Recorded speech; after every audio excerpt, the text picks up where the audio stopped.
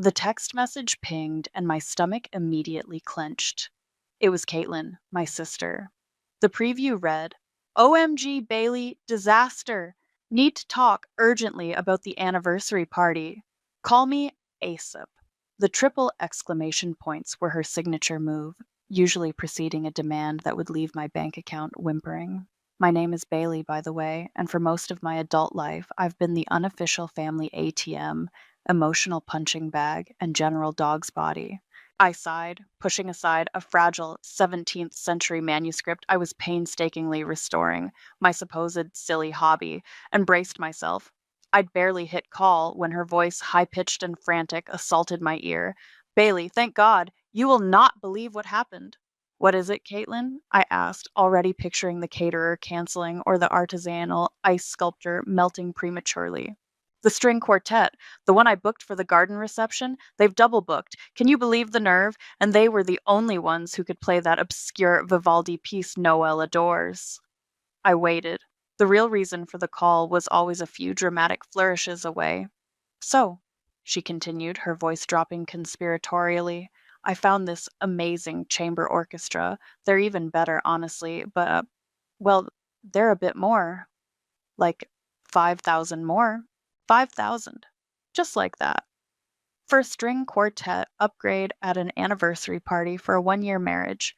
A marriage, I might add, that I'd already contributed a painful 5 figure sum towards because their dream venue was slightly out of their budget. Caitlin, I began, trying to keep my voice even. I really can't swing that right now. Things are tight. Oh, come on, Bailey. Her tone shifted from panicked to petulant. It's our first anniversary. It has to be perfect. Mum said you'd understand. She said you've always been so good at managing things. Managing things was their euphemism for bailing us out. My tiny apartment, a shoebox compared to Caitlin and Noel's sprawling suburban home, or my parents' comfortable detached house, was a testament to how much managing I'd done over the years. My biggest luxury was a specialized humidifier that kept my precious manuscripts from crumbling, not designer bags or European holidays. Mum said that, did she? I murmured, picturing Vivian, my mother, waving a dismissive hand. Yes, and she also said, and I quote, Don't let Bailey give you any grief about those dusty old books of hers. This is important family stuff. The familiar burn started in my chest. My dusty old books were my passion, my career. I restored rare manuscripts, a skill that took years of dedication and study. To them, it was a quirky, unprofitable pastime, something to be indulged when I wasn't funding their lifestyles. Fletcher, my older brother, was just as bad, always with some can't miss investment that went belly up or a gambling debt that needed discreet settling. I was the responsible one, the one with the steady, if not glamorous income, the reliable one, the broke one, thanks to them. Caitlin, I'm serious. I don't have $5,000 to spare for an orchestra. But it's an investment in our happiness, Bailey, she whined. Noel will be so disappointed. Don't you want us to be happy?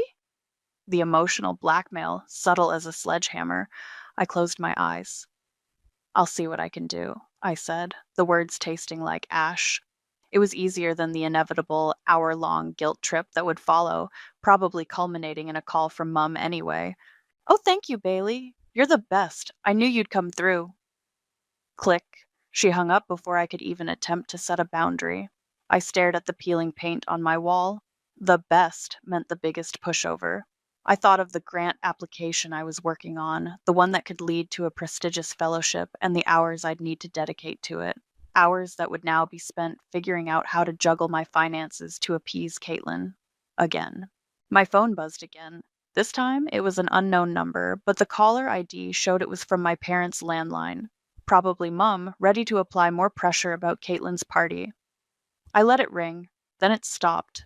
A moment later, it rang again, insistent. With a sigh, I answered, preparing my excuses. Bailey? It was Mum, but her voice was wrong. Not wheedling, not demanding. It was tight, strained, cracking with a raw fear I'd never heard before. Mum? What's wrong? It's it's your father, Bailey. She choked out, a sob tearing through the word. Something's terribly wrong. My own problems, Caitlin's $5,000 orchestra, vanished. What happened? Where are you? The hospital. St. Michael's? He collapsed, Bailey. Oh God, hurry.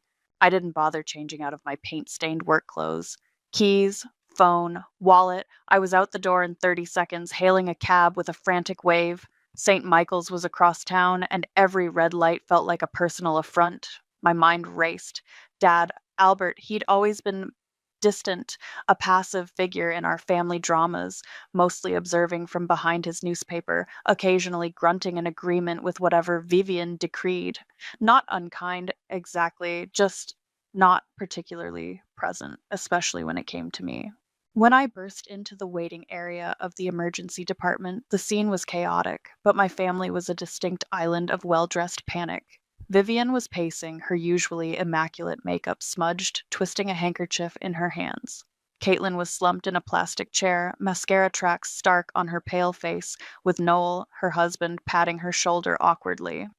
Even Fletcher, my perpetually irresponsible older brother, looked shaken, his usual cocky smirk replaced by a pasty, worried frown. He was actually on his phone, but for once it didn't look like he was checking sports scores. What's going on? I demanded, my voice breathless. Vivian rushed towards me, grabbing my arm. Oh, Bailey, it's awful, just awful. They took him for more tests, Fletcher mumbled, looking up from his phone. He was complaining about headaches for weeks. Then this morning, he just crumpled. Caitlin let out a fresh wail. They said it looked serious. We waited. The minutes stretched into an eternity, punctuated by Caitlin's sniffles and Vivian's muttered prayers. I found myself studying them. The arrogance, the entitlement I was so used to, had evaporated. In its place was a raw, almost childlike fear. It was unsettling to see them so stripped bare. A small, reluctant flicker of concern for Albert sparked within me. He was still my father, after all. But it was quickly dampened by a wave of old resentments. I remembered when I'd lost out on that research grant a few years back, the one that could have really launched my career. I'd been devastated. When I'd tried to talk to him about it, he'd barely looked up from his golf magazine. Oh well, he'd said, these things happen. Maybe that book dusting thing isn't as secure as you thought. Your mother needs help with the garden this weekend. No comfort, no encouragement, just a swift pivot back to family obligations. A doctor finally emerged, his expression grave. Mrs. Wallace? Vivian practically flew to him. Yes? How is he? What is it? The doctor, a tired-looking man with kind eyes, led us to a small private consultation room. The news was brutal. Albert had a rare, aggressive form of vasculitis affecting his brain. The local specialists had consulted, run every test. I'm so sorry, the doctor said, his voice gentle but firm. The inflammation is extensive. At this stage, with this particular variant, the treatment options we can offer here are limited. We're talking about palliative care, managing his comfort. Palliative care. The words hung in the sterile air, heavy and suffocating. Caitlin gasped, a hand flying to her mouth. Fletcher swore under his breath, sinking into a chair. Vivian just stared, her face crumbling. No, she whispered. No, there must be something, some mistake. He's strong, he's a fighter. We've explored all conventional avenues available to us, the doctor said, his gaze compassionate. It's progressing very rapidly. The fight drained out of Vivian. She looked suddenly old, fragile. So that's it? You're just giving up on him? We're not giving up on his comfort, Mrs. Wallace. We'll do everything we can to manage his symptoms. Despair settled over the room. Fletcher was rubbing his temples. Noel was staring blankly at the wall. Caitlin was openly sobbing now. Great, gulping sounds.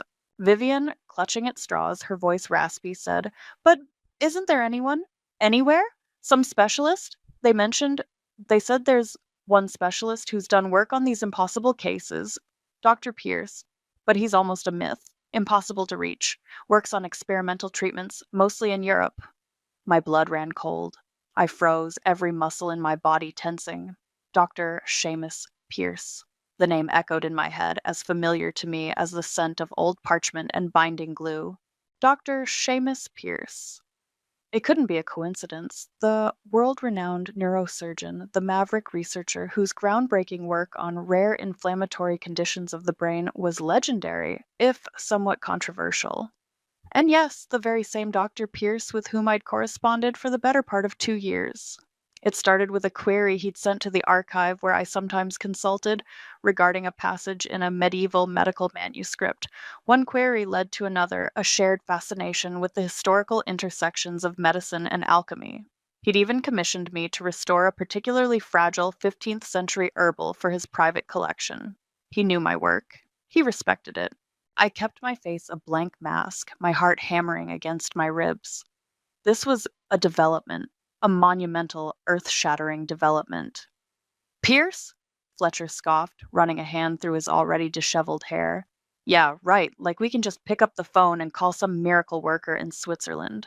They said he only takes on cases that are, like, scientifically fascinating or whatever, not just this. He gestured vaguely, encompassing the grim reality of Albert's situation. Caitlin, ever practical when it suited her, sniffled. Maybe we could start a GoFundMe for, experimental treatment abroad? If we could even find this Dr. Pierce. Noel chimed in. I could look into medical tourism brokers. Some of them have connections, but it's usually a long shot and incredibly expensive. I watched them, a strange calm settling over me amidst their rising tide of panic. They were flailing, grasping at straws, their usual confidence completely gone.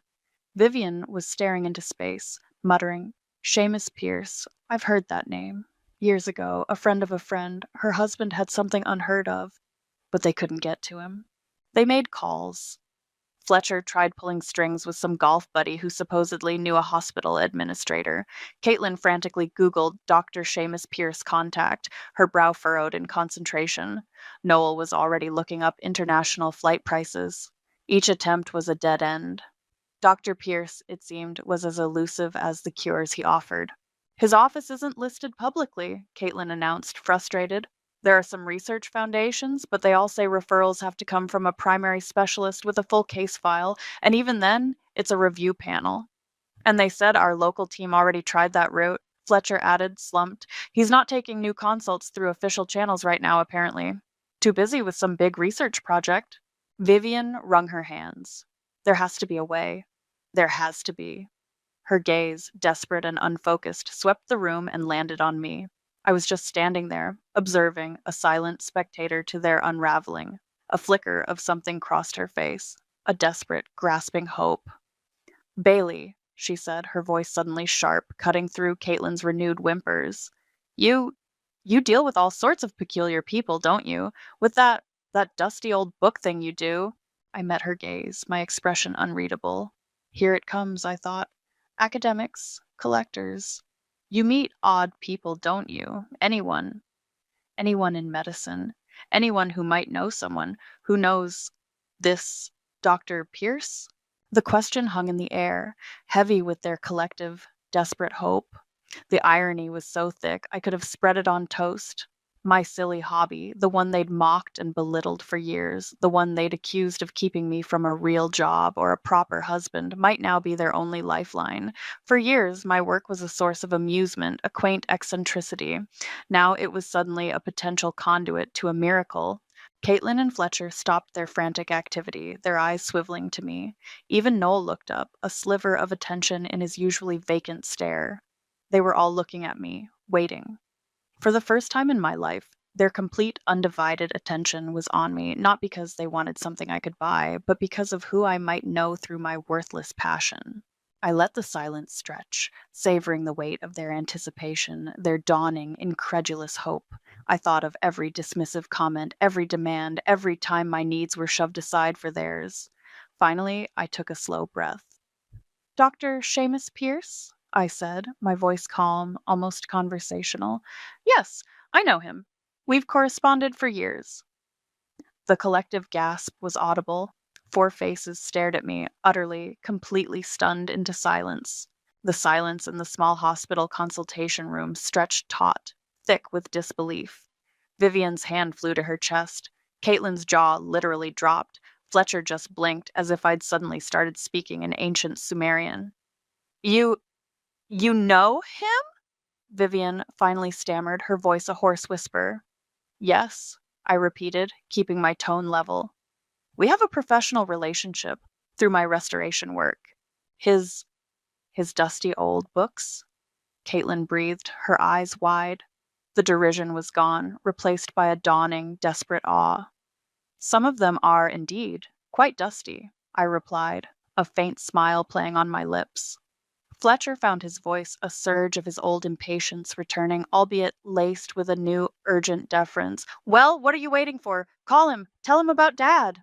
It's not quite that simple, Fletcher, I said, my gaze sweeping over their anxious faces. Dr. Pierce is an exceptionally busy man. He doesn't just take casual calls, even from acquaintances. But this isn't a casual call, Bailey, Vivian interjected, stepping forward, her hands clasped beseechingly.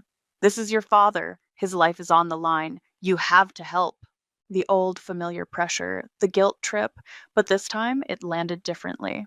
It landed on solid ground, not the shifting sands of my usual acquiescence. I understand the urgency, Vivian, I said, but perhaps this isn't the best place to discuss the nuances of how I might approach Dr. Pierce. I glanced around the sterile room. I need to think. Think? Think about what? Caitlin shrieked, jumping to her feet.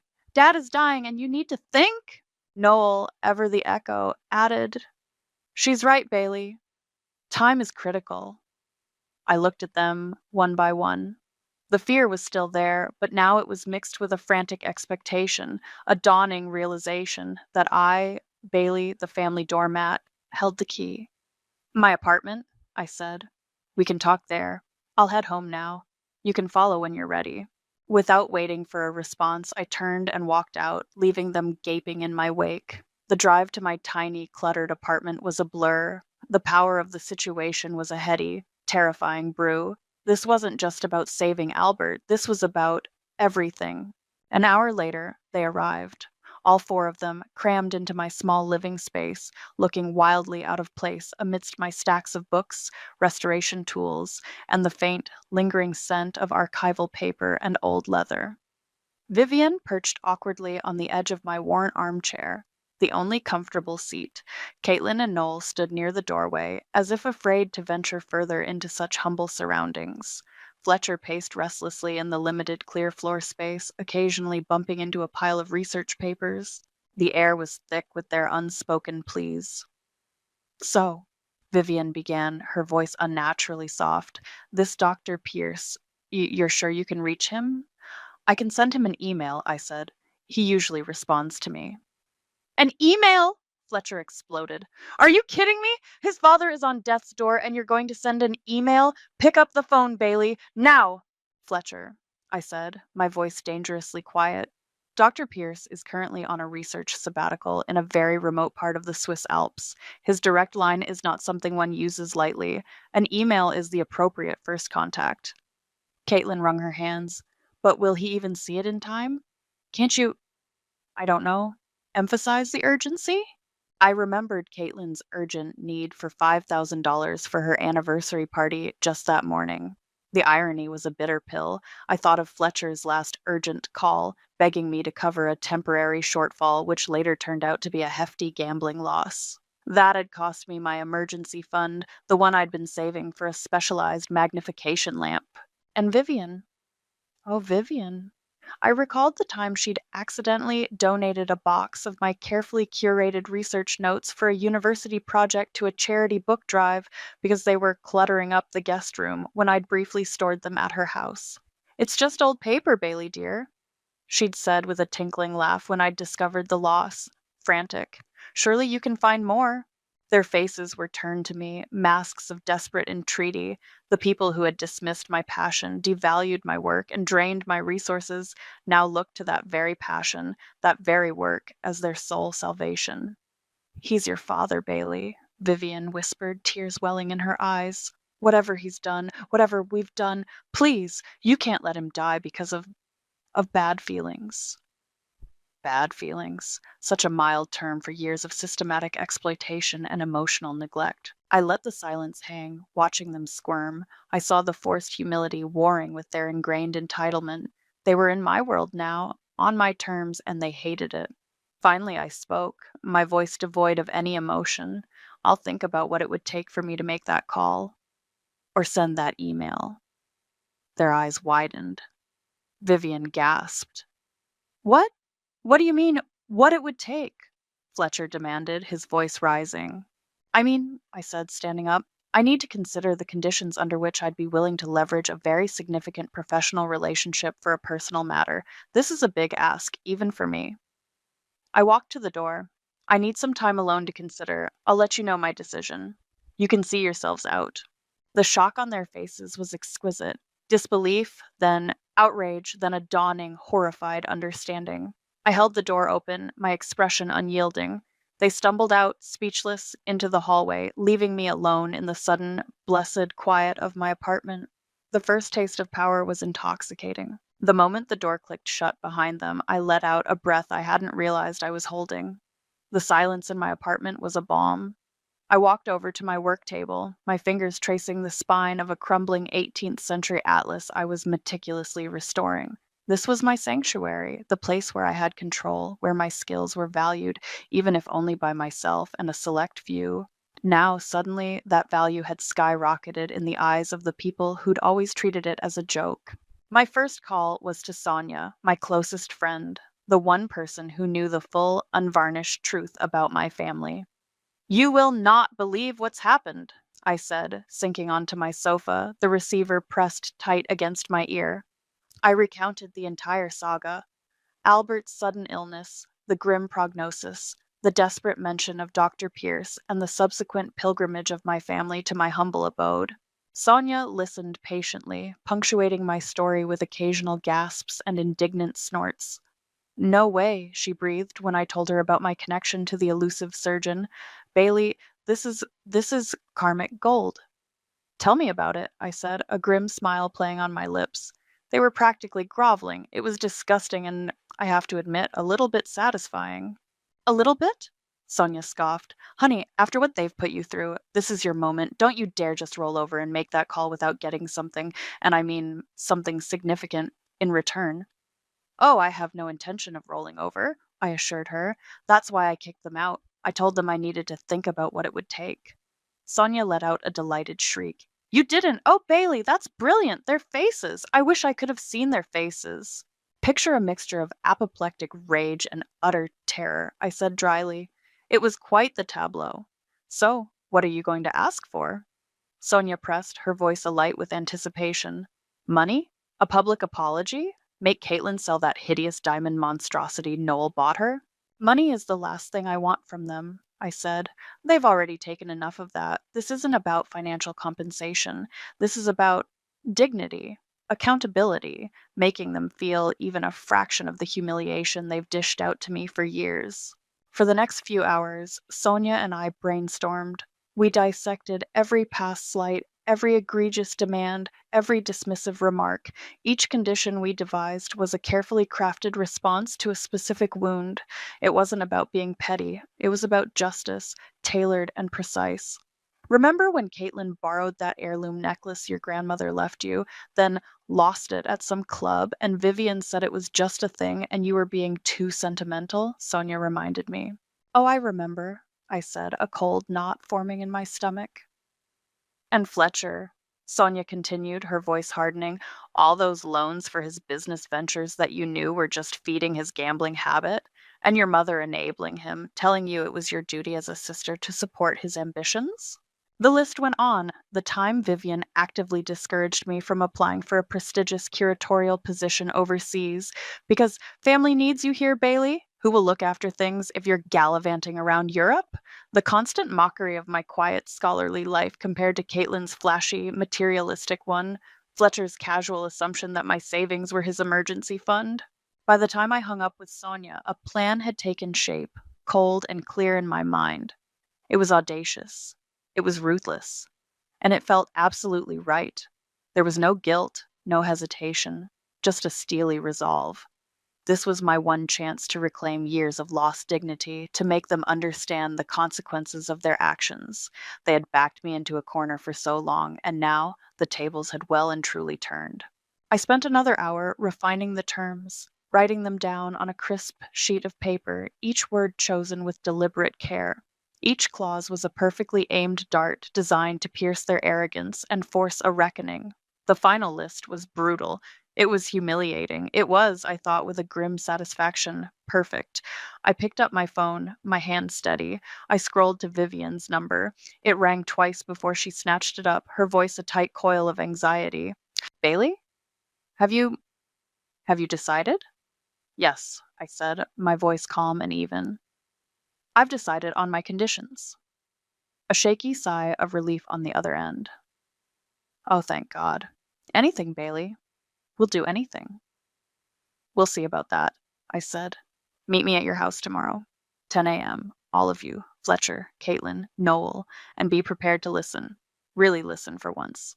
I didn't wait for her reply. I simply ended the call, a cold, clear certainty settling deep within me.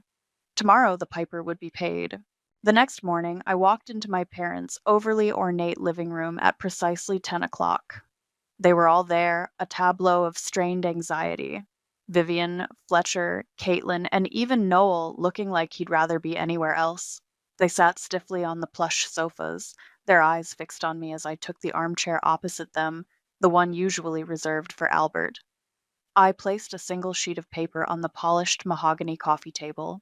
Thank you for coming, I began, my voice cool and measured. As you know, Albert's condition is critical, and Dr. Seamus Pierce is likely his only hope.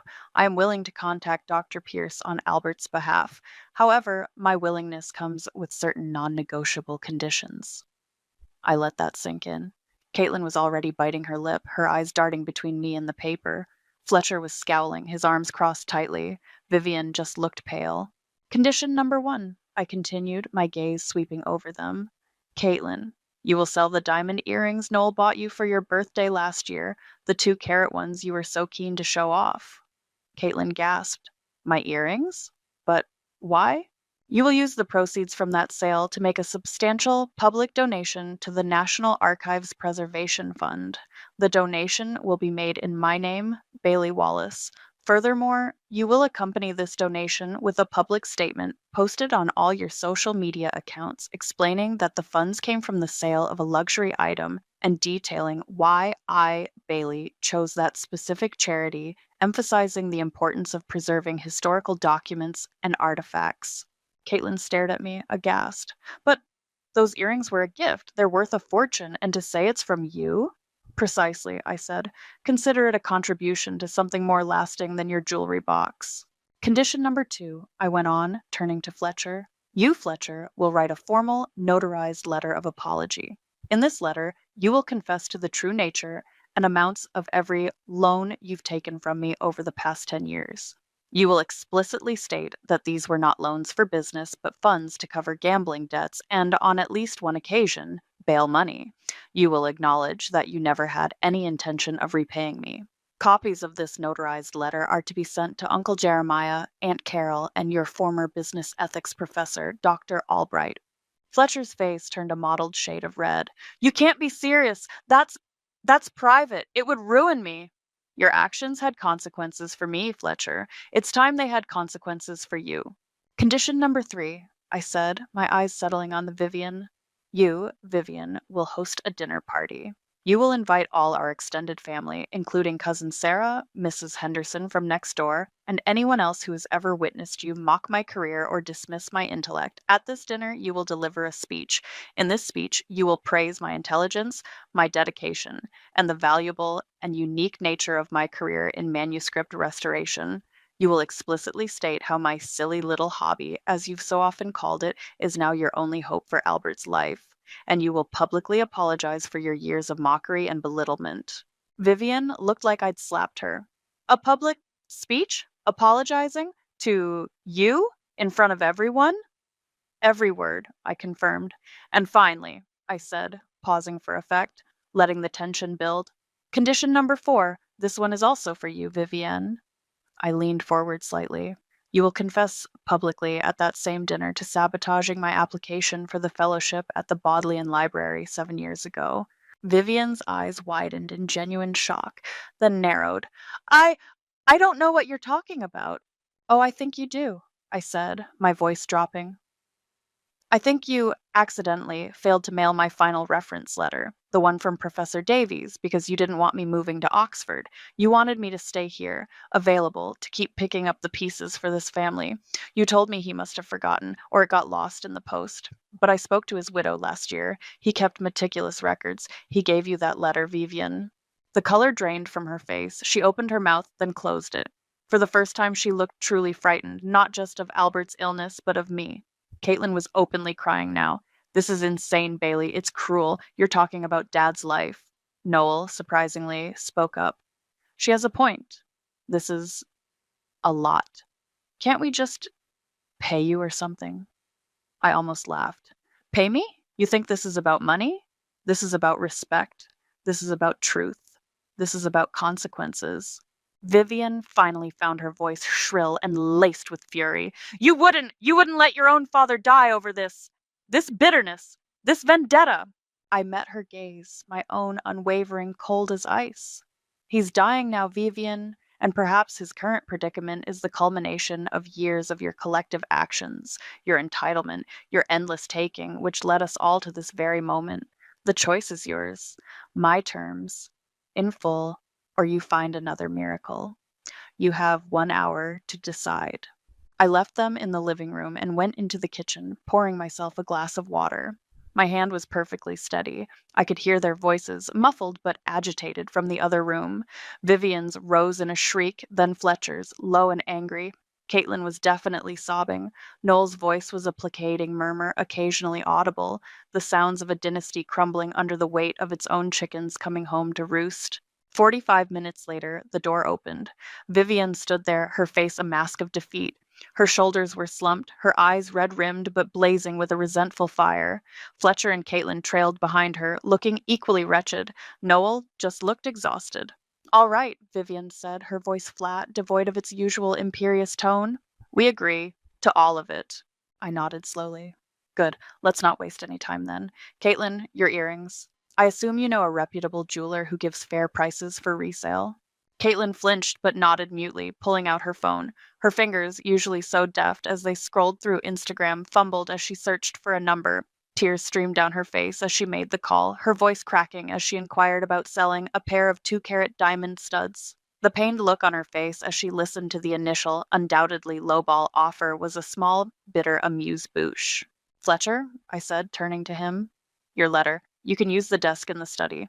Pen and paper are in the top drawer. I'll expect a first draft within the hour. He glared at me, his jaw tight, but wordlessly stalked off towards Albert's study.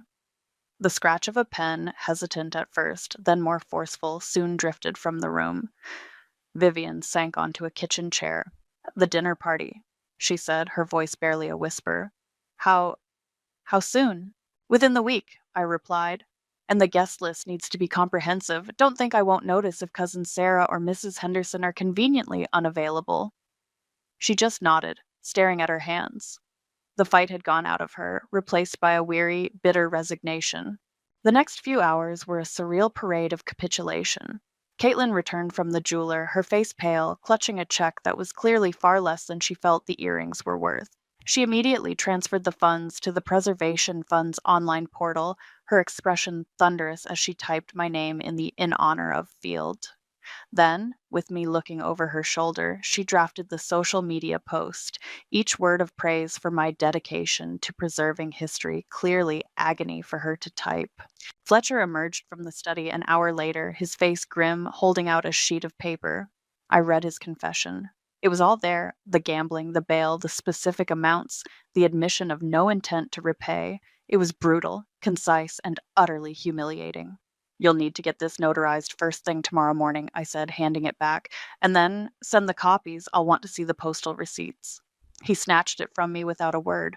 Vivian, meanwhile, was making calls, her voice a strained parody of its usual cheerful hostess tone. Sarah, darling, we're having a little get-together. Yes, rather short notice, but it's important. Bailey will be here. The forced brightness was almost painful to listen to. The most significant term, Vivian's confession about the Bodleian Fellowship, hung in the air, unspoken for now, but clearly weighing heavily on her. That would be the centerpiece of her dinner party speech. Once I saw Caitlin's donation confirmation and Fletcher's signed, albeit not yet notarized, letter, I decided it was time. These were concrete, irreversible steps. They were truly committing. I pulled out my phone and found Dr. Seamus Pierce's private email address. My fingers flew across the keypad, composing a carefully worded message. I outlined Albert's critical condition, attached the relevant medical files I'd discreetly obtained from the hospital, and respectfully requested his expert opinion, mentioning our previous collaborations on the medieval texts. I didn't reveal a single detail of the family drama, the conditions, the forced humiliations. My communication with him was purely professional. I hit send. Then I turned to my family, who were watching me with a mixture of hope and dread. The email is sent, I announced. A collective sigh of relief, so profound it was almost a gasp, filled the room. He's usually quite prompt, I added. We waited. It was only 10 minutes, but it felt like 10 years. Then my phone pinged. An email notification from S. Pierce. My heart leaped. I opened it, read it quickly, then read it again to be sure. I looked up at them. Vivian was twisting her rings. Caitlin was holding her breath. Fletcher was actually still. He'll review the case files immediately, I said. He says the preliminary information is intriguing from a research perspective. He'll consult with the local team via video conference tomorrow. If it's what he suspects, he's willing to fly in and operate. Vivian burst into tears, this time of genuine, unadulterated relief. Caitlin let out a choked sob. Even Fletcher managed a shaky smile. I let them have their moment. Then, as Vivian reached for her phone, presumably to update the hospital, I cleared my throat. He'll help, I confirmed, my voice cutting through their fragile joy. I watched their faces, the hope still shining in their eyes. Now, about the remaining conditions before he arrives. Specifically, Vivian, the dinner party, and your speech. I believe you have some calls to make to finalize that guest list. And Fletcher, the notary's office opens at 9. The brief flicker of relief on their faces died, replaced by the familiar dread. The price for their miracle was still being exacted. Dr. Pierce was as good as his word. He flew in 3 days later, a whirlwind of quiet authority and intense focus. The surgery was long and complex, but ultimately successful. Albert began the slow, arduous process of recovery, blissfully unaware of the gauntlet his family had run to secure the services of the brilliant surgeon by his bedside. He just knew Bailey had pulled some strings with a contact from her book world. He seemed genuinely, if vaguely, grateful. The dinner party, however, was an event for the ages. Vivian, pale but resolute, stood before a stunned assembly of relatives and acquaintances. Cousin Sarah's eyes were like saucers. Mrs. Henderson almost choked on her canapé. Vivian's voice trembled as she delivered her pre-approved speech, praising my intellect, my invaluable and unique career, and the supreme irony of how my dusty old books had saved Albert's life. Her apology for years of mockery was stilted but clear. Then came the pièce de résistance, her confession about the Bodleian Fellowship. A collective gasp rippled through the room. You could have heard a pin drop. The shame radiating from her was a palpable force. Fletcher, who had dutifully sent his notarized confessions, spent the evening avoiding eye contact with Uncle Jeremiah, who looked at him with a new, profound disappointment. Caitlin, her social media post having gone mildly viral amongst their circle, accompanied by a flurry of confused and pitying comments, endured the whispers and sidelong glances with a stoic misery. The facade of the perfect, entitled family had not just cracked, it had shattered. In the weeks that followed Albert's return home, a new fragile order began to establish itself. The atmosphere in the family home when I visited to check on Albert was different. Strained, yes. Formal, definitely. But the casual dismissiveness, the ingrained expectation that I would cater to their every whim was gone. Replaced, it seemed, by a wary, almost fearful respect. Caitlin once tried, out of habit, to ask me to just quickly look over a ridiculously expensive quote for re-landscaping her prize-winning rose garden. I'm a bit busy with a new restoration project, Caitlin, I said, my voice pleasant but firm. Perhaps Noel could help you with that. The flicker of her old entitlement died in her eyes, replaced by a hasty, "Oh, right, yes, of course." Fletcher, surprisingly, started talking about getting a real estate license. He even asked me very politely if I knew any good introductory courses. I offered no financial assistance, just a neutral. That sounds like a sensible path, Fletcher. I'm sure you can find resources online.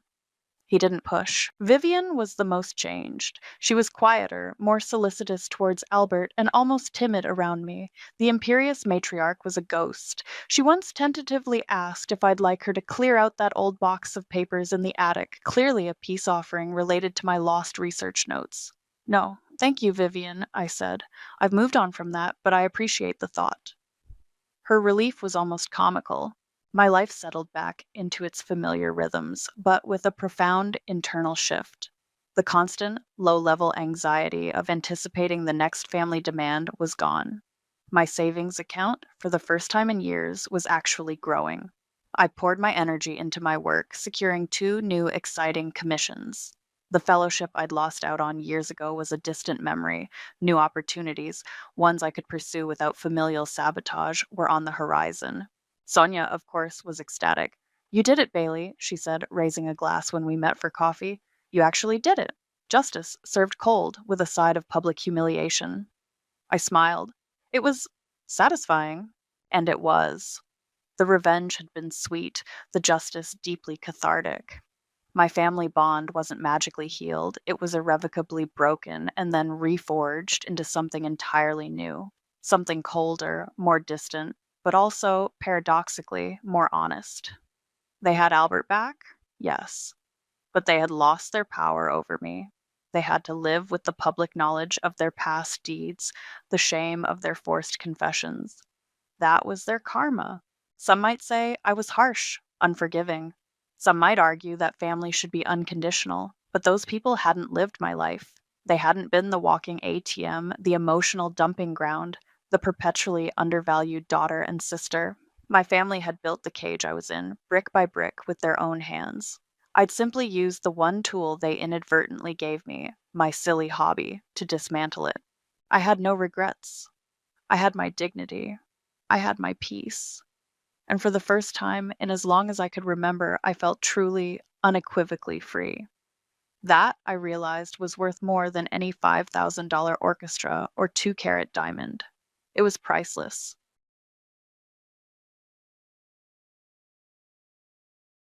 You're still doing that internet thing? My brother David smirked across the Thanksgiving table, carving into his turkey with an air of superiority that only a Wall Street banker could muster. What is it again? Selling stuff on Amazon? I took a deep breath, reminding myself that engaging wasn't worth it. 5 years of these jabs had taught me patience, if nothing else. It's an e-commerce platform, I said quietly, reaching for the mashed potatoes. We help small businesses. Oh, honey, my mother interrupted, her voice dripping with false sympathy. Don't you think it's time to look for a real job? Your cousin Jessica's firm's hiring. My name is Olivia Walker, and for the past 5 years, I've been building what would become one of the most successful e-commerce platforms in the country. Not that my family would know it, to them, I was just their wayward daughter who'd thrown away a promising career in finance to play on the internet. Mom, I started, but my father cut me off with a wave of his hand. Enough, Olivia. This little hobby of yours has gone on long enough. You're 30 years old. It's time to grow up and join the real world. The real world. As if spending 18 hours a day building a company from scratch wasn't real enough. As if the thousands of businesses using my platform weren't real.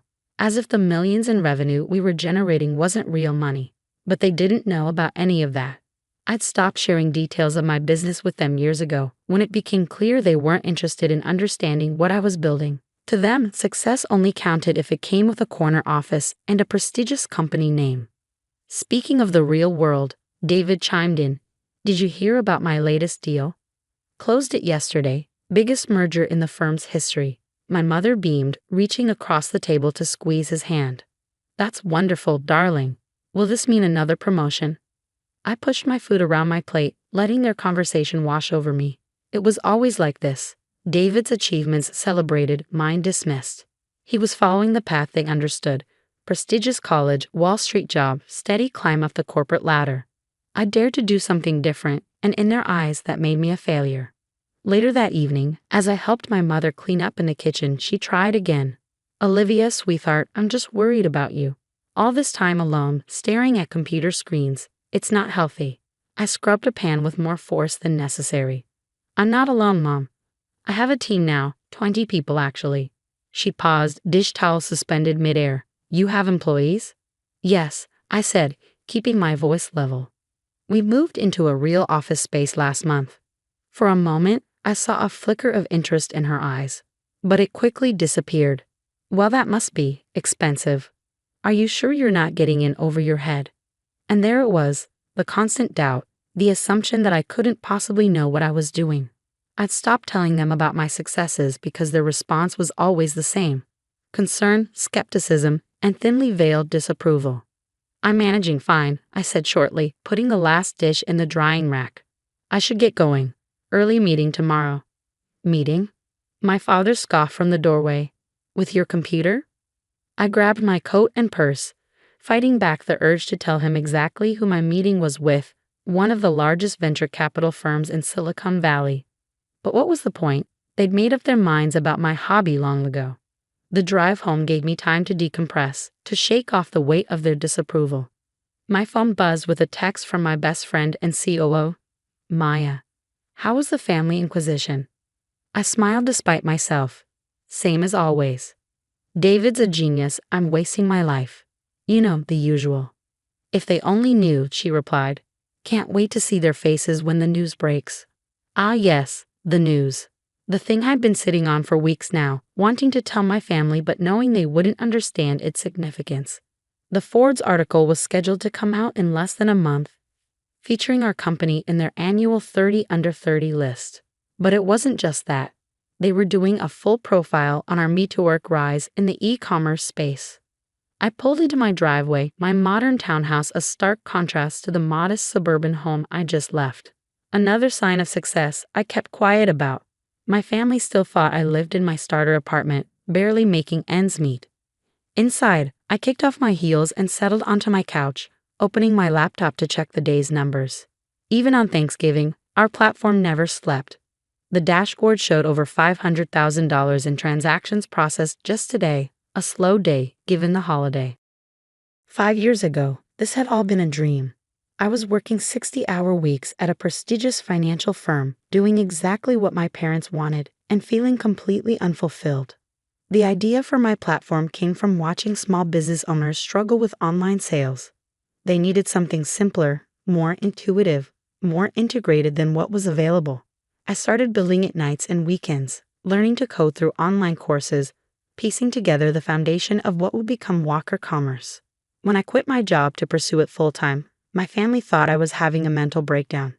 She's throwing away everything she's worked for, I overheard my mother telling her friends. And for what? Some website. Those early days were brutal. Living on savings, working from my tiny apartment, dealing with endless technical challenges and skeptical potential clients. But slowly, steadily, it started to work. Small businesses signed up. The platform grew. Revenue started trickling in. I hired Maya first, my old college roommate who'd been quietly cheering me on from the beginning. She left her corporate job to join me, believing in my vision when even I had doubts. Together, we refined the platform, expanded our services, and started building a real company. My phone buzzed again. An email from our lead developer about a new feature launch. I responded quickly, then noticed another message from our PR team about the upcoming Forbes piece. They wanted to schedule a photo shoot next week. A photo shoot for Forbes magazine. Sometimes it still felt surreal. The next morning, I was in our office early as usual. The space was modern and open, with exposed brick walls and huge windows. A far cry from the corporate cubicles my family thought represented success. Our team would be in later, but I liked these quiet moments to focus on strategy. You're here early, Maya said, walking in with 2 cups of coffee. She handed me one, settling into the chair across from my desk. Still recovering from family fun. I took a grateful sip, just the usual drama. Dad asked if I was still doing that internet thing. Maya rolled her eyes. As opposed to what he's doing, running the same insurance agency his father started 50 years ago. Hey, I protested weakly, that's a real business. Right, she laughed. because helping thousands of small businesses succeed isn't real enough. She had a point. Our platform had processed over $100 million in transactions last month alone. We'd helped countless small businesses survive and thrive during the pandemic by giving them easy access to online sales. Our latest valuation put us at just over $500 million. But try explaining that to people who thought success meant wearing a suit and sitting in meetings all day. The Forbes piece comes out in 3 weeks, Maya reminded me. Have you decided how you're going to tell them? I sighed, leaning back in my chair. I was thinking of just letting them find out when it publishes. Is that petty? After 5 years of them dismissing everything you've built? No, it's not petty. It's karma.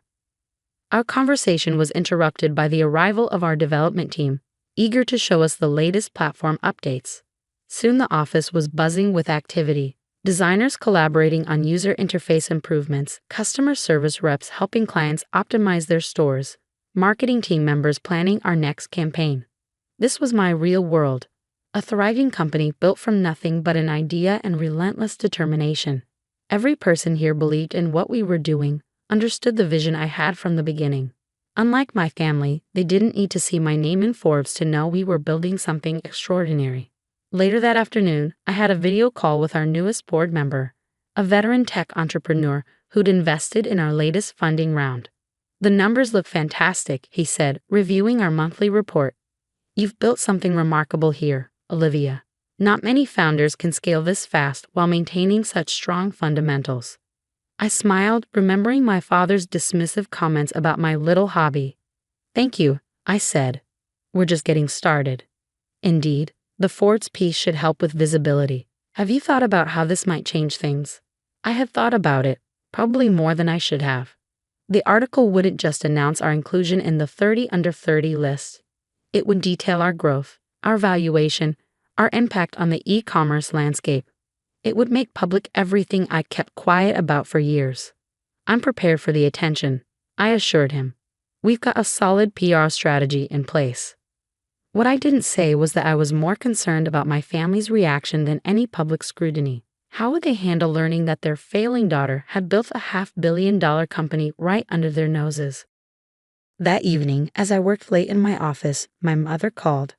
I almost let it go to voicemail, but guilt won out. Hi, Mom. Olivia, honey, I've been thinking about what we discussed yesterday, she began, her voice taking on that careful tone she used when she thought she was being helpful. Jessica's firm really would be perfect for you. They even offer great benefits. I pinched the bridge of my nose, staring at the multiple monitors on my desk displaying our platform's real-time analytics. Over 10,000 transactions have been processed just in the time since she'd started talking. Mom, I appreciate the thought, but I'm not looking for a job. My business is doing well. But is it stable? Do you have health insurance? A retirement plan? These are important things, Olivia. I thought about our comprehensive benefits package, the equity all our employees received, the 401 matching we'd implemented last year, but explaining any of that would just lead to more questions I wasn't ready to answer. I'm fine, Mom. Really. She sighed, that heavy, disappointed sound I'd grown so used to. I just don't understand why you won't consider other options. Your brother. I have to go, I interrupted. I have a call with our West Coast team. After hanging up, I sat in silence for a moment, looking around my office. The wall opposite my desk displayed our company values in bold letters: innovation, integrity, impact. Below them hung framed articles from various tech publications praising our platform's innovations. None of them meant anything to my family. They weren't from the Wall Street Journal or Financial Times, so they didn't count. Maya stuck her head in, waving a tablet. Final approval needed on the Forbes photo shoot location. They want to do it here in the office. Thoughts? I nodded. Makes sense. Just make sure they get shots of the team, not just me. This isn't a one-woman show. Speaking of the team, she said, settling into a chair, morale is through the roof since we announced the new equity distribution. People are excited about the growth. Our latest funding round had allowed us to increase everyone's equity stakes, something I was particularly proud of. Everyone who helped build this company deserved to share in its success. That's good, I said, then hesitated. Maya, am I being childish about my family? Should I just tell them everything? She considered this for a moment. Remember when you first started and they told you it was just a phase? That you'd come crawling back to your real job within 6 months? I nodded. And remember when you landed your first major client and they said it was just luck? That you couldn't build a sustainable business on the internet? Yes. And remember last Thanksgiving, when your brother literally patted you on the head and said maybe you could help him build a website for his dog's Instagram? I couldn't help but laugh at that memory. Okay, I get your point. They've had 5 years to take an interest in what you're building, to ask real questions, to understand why you believed in this so much. They chose not to. Let them find out with everyone else. She was right, of course. My family's dismissal of my work wasn't just about lack of understanding, it was about lack of respect. They decided early on that my path wasn't valid, that success only counted if it followed their predetermined script. Well, they were about to learn just how wrong they'd been. The morning the Forbes article was scheduled to go live, I sat in my office, staring at my phone. 3 weeks had passed since Thanksgiving, and my family remained blissfully unaware of what was coming. I declined their weekly dinner invitations, citing work commitments, which wasn't entirely untrue. Preparing for the publicity around the Forbes piece had kept us all busy. "It's live," Maya announced, bursting into my office with her tablet. And it's, wow. I took the tablet from her, my heart racing as I read the headline. The Future of E-Commerce. How Olivia Walker Built a $500 million empire from Her Apartment. The article was everything our PR team had hoped for and more. It detailed our company's explosive growth, our innovative approach to helping small businesses, and the impact we'd had on the e-commerce landscape. There were photos of our office, our team, and yes, me, described as the visionary founder revolutionizing online retail.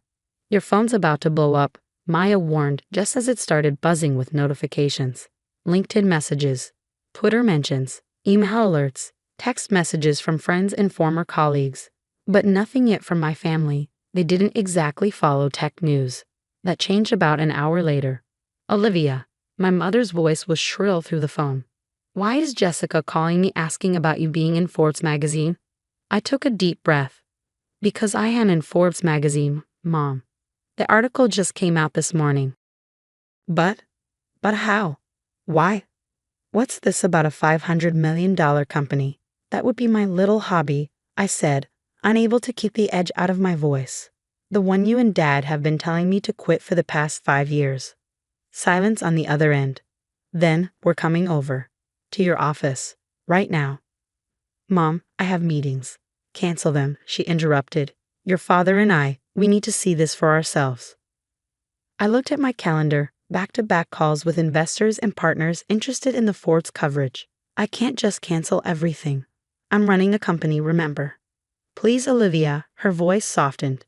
"We need to understand." I sighed, signaling to Maya through the glass wall of my office. She nodded, already understanding what I needed. "Fine. Come at 2.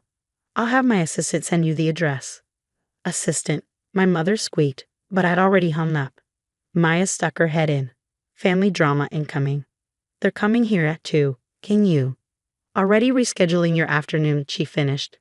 "Want me to warn the team?" I nodded. Our employees knew bits and pieces about my family situation. It was hard to hide when we all worked so closely together. "Just let them know we'll have visitors." The next few hours were a blur of calls and emails, responding to the wave of interest generated by the Forbes piece.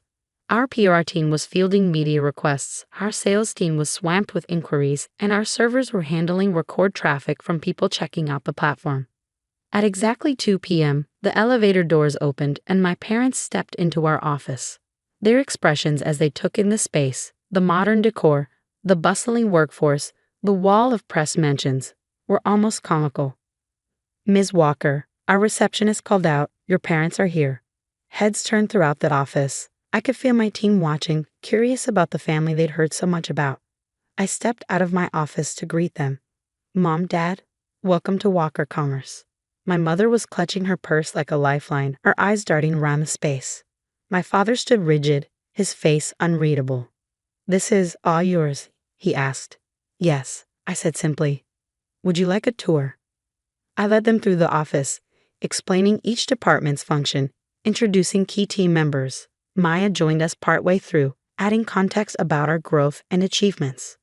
So when you said you had employees, my mother trailed off, watching our development team collaborate on a new feature. We have 78 full-time employees now, I supplied, plus contractors and part-time staff. 78? My father's voice cracked slightly. We ended up in my office, where I gestured for them to sit. The Forbes article was still open on one of my monitors, and my father's eyes locked onto it. $500 million, he said quietly. Your company is worth $500 million.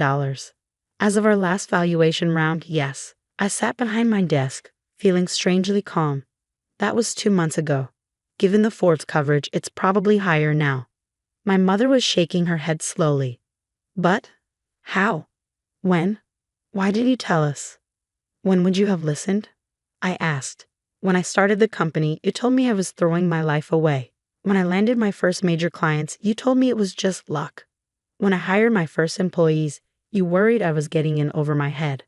We were concerned, my father defended. The internet, it's not stable. We wanted you to have a real career. This is a real career, Dad. Look around you. This is as real as it gets. Just then, Maya knocked and entered with a tablet.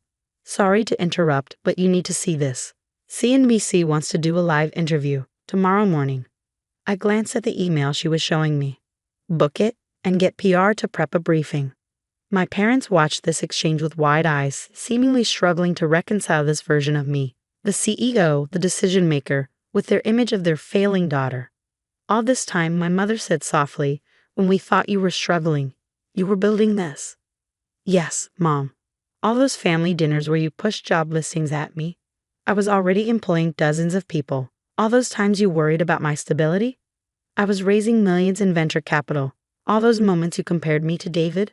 I was building something bigger than his entire firm. My father flinched at that. Olivia, you didn't believe in me, I finished. You didn't even try to understand what I was doing. You just decided I was failing because I chose a different path. That's not fair, he protested. We wanted to protect you. No, I said firmly. You wanted to control me. You wanted me to follow your definition of success. But look where I am now. I did this my way, without your support, without your approval, without your help. My mother was crying silently now, dabbing at her eyes with a tissue. My father looked lost, his usual confidence shattered. I think, he said slowly, we owe you an apology. Several, actually, Maya muttered from the doorway. I shot her a look, but couldn't help smiling. Why didn't you tell us? My mother asked again. About any of this. I leaned back in my chair, considering the question. Would it have changed anything? Would you have suddenly understood what I was building? Would you have stopped pushing me to get a real job? They exchanged glances, unable to answer. That's what I thought, I said.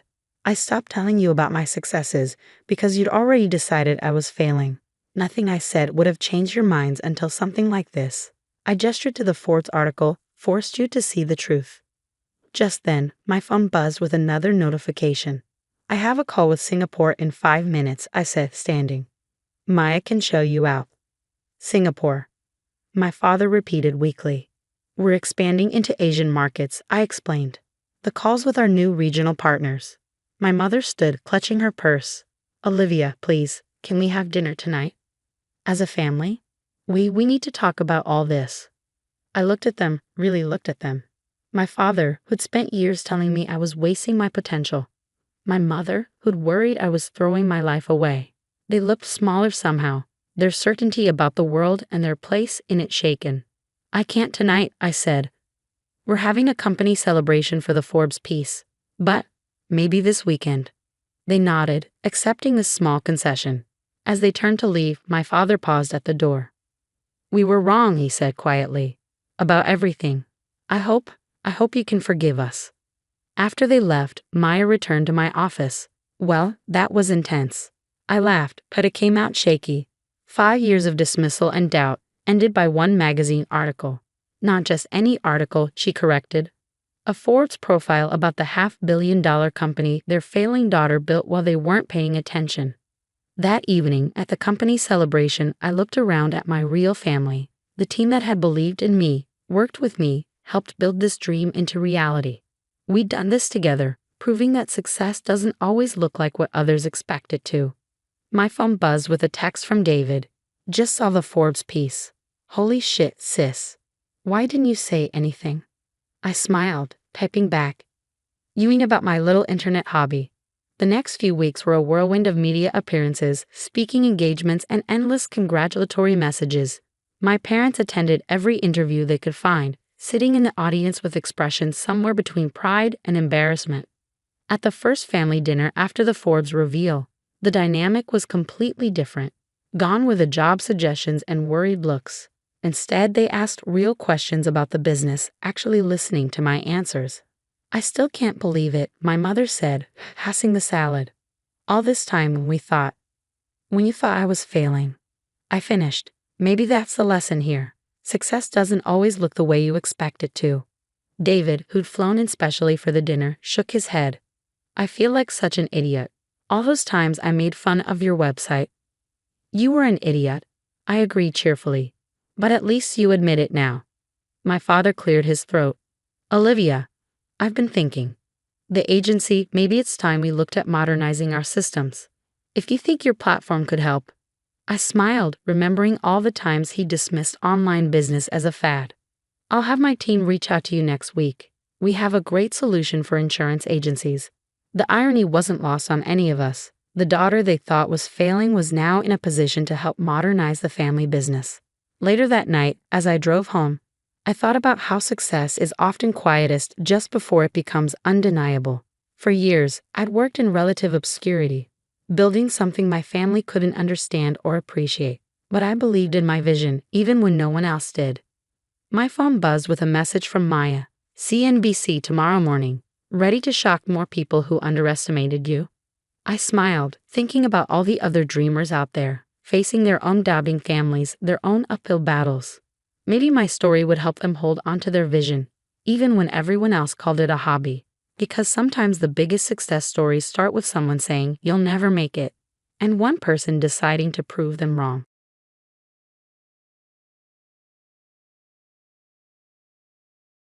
The glass door of Harrison Technologies felt heavier than usual that morning. Maybe it was the weight of what I carried in my pocket. A stock certificate proving I now own 2% of my father's company. 2% might not sound like much, but it had taken every penny I'd saved over the past 3 years to buy those shares. More importantly, it was just the beginning. My name is Elizabeth Harrison, though nobody at Harrison Technologies knows that. Here, I'm just Beth Williams, the quiet woman who comes in at night to clean offices. The same woman who spent the last 3 years watching, learning, and slowly piecing together her plan while the nighttime security guard dozes at his desk. I adjusted my cleaning cart, making sure the supplies were neatly arranged. Everything had to look normal, especially today. As I pushed the cart toward the elevator, I caught my reflection in the polished brass doors. At 28, I looked more like my mother than ever. The same dark hair, the same determined set to my jaw. My father wouldn't recognize me even if he looked straight at me. He hadn't seen me since I was a baby, and he never looked for me since. The elevator doors opened to the executive floor, and I stepped out into the familiar silence of the night shift. The floor-to-ceiling windows offered a spectacular view of the city lights, a view my father enjoyed from his corner office every day.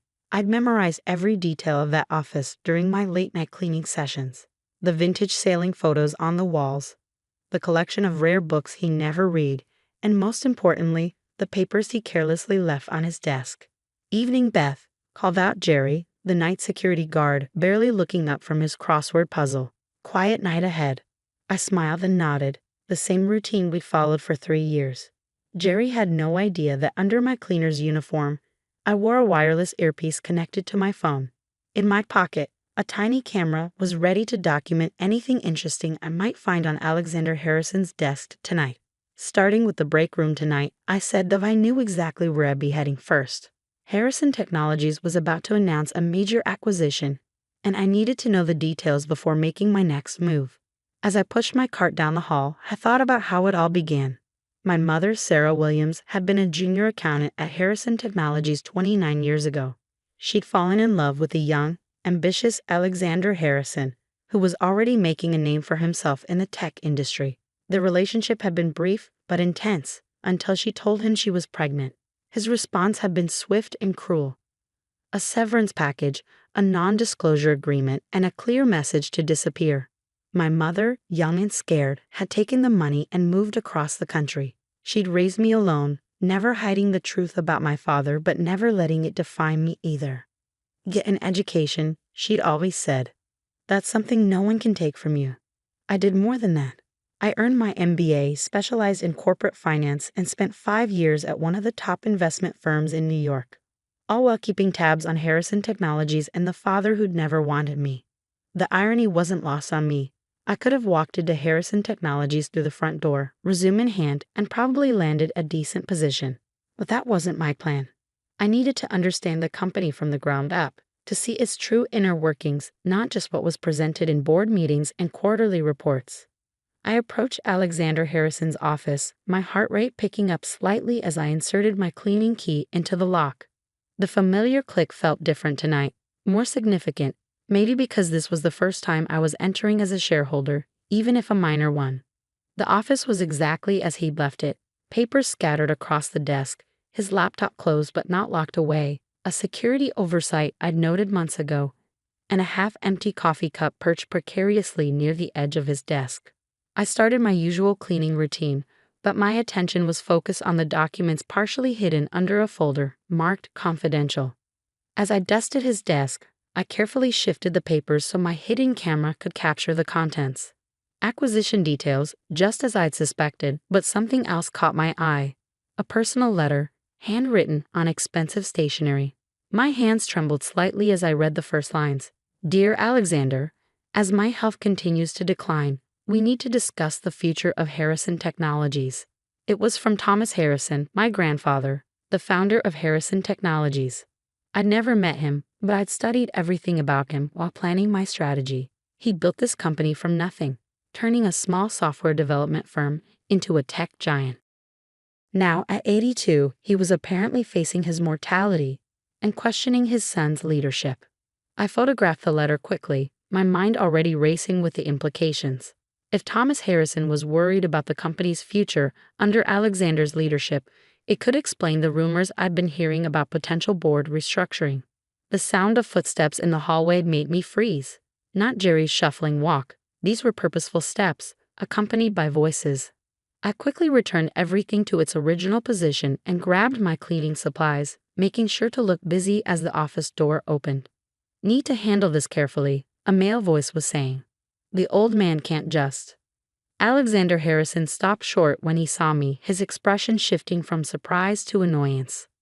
What are you doing here? I kept my eyes down, playing the part of the apologetic cleaner. Sorry, sir. Just finishing up. I'll come back later. No need, he said dismissively. We'll be working late. Skip this office tonight. I nodded and hurried out, pushing my cart past him and the man I recognized as James Porter, the company's CFO. As I closed the door behind me, I caught a glimpse of my father's face, the face I'd studied in magazines and company photos for years. He looked tired, worried even. The letter from my grandfather must have hit harder than I'd thought. Back in the hallway, I let out a slow breath. Close calls were part of the job, but this one felt different. Maybe because I'd seen something in my father's eyes I hadn't expected. Fear. Alexander Harrison, the man who'd built his reputation on being untouchable, was afraid of losing control. I continued my rounds, but my mind was working overtime. The pieces were falling into place faster than I'd anticipated. Thomas Harrison's letter, the acquisition plans, the board restructuring rumors, it all pointed to a company in transition, and transition meant opportunity. 3 years ago, when I first took this job, my plan had been simple. Gather information, build evidence of my father's questionable business practices, and use it to force him to acknowledge me. But somewhere along the way, it had evolved into something bigger. I didn't just want acknowledgement anymore. I wanted what should have been mine all along. A place at Harrison Technologies. Not as a cleaner, not even as Alexander Harrison's daughter, but as someone who could lead this company better than he ever had. The 2% ownership I'd acquired was just the beginning. With the right moves and the information I gathered, I could position myself to take control when the inevitable power struggle began. As I finished my shift and packed up my cleaning cart, I thought about my mother. She'd passed away 2 years ago, never knowing I'd taken this job, never knowing I found a way to infiltrate the company that had once cast her out. Part of me wished she could see me now, but another part was glad she couldn't. She'd always warned me about the price of revenge, about how it could consume you if you weren't careful. This isn't about revenge, I whispered to myself as I walked to my car. This is about justice. But as I drove home to my modest apartment, I couldn't help wondering if there was really a difference. The stock certificate in my pocket felt heavier than ever, a tangible reminder of the line I crossed. There would be no going back now. I parked in my usual spot and took the stairs to my third-floor apartment, my mind already working on the next phase of my plan. The letter from Thomas Harrison had changed the timeline. I needed to move faster, be bolder. If my grandfather was indeed dying, the power structure at Harrison Technologies would soon be up for grabs. Inside my apartment, I went straight to my home office, a small room that looked nothing like the modest dwelling of a cleaning woman.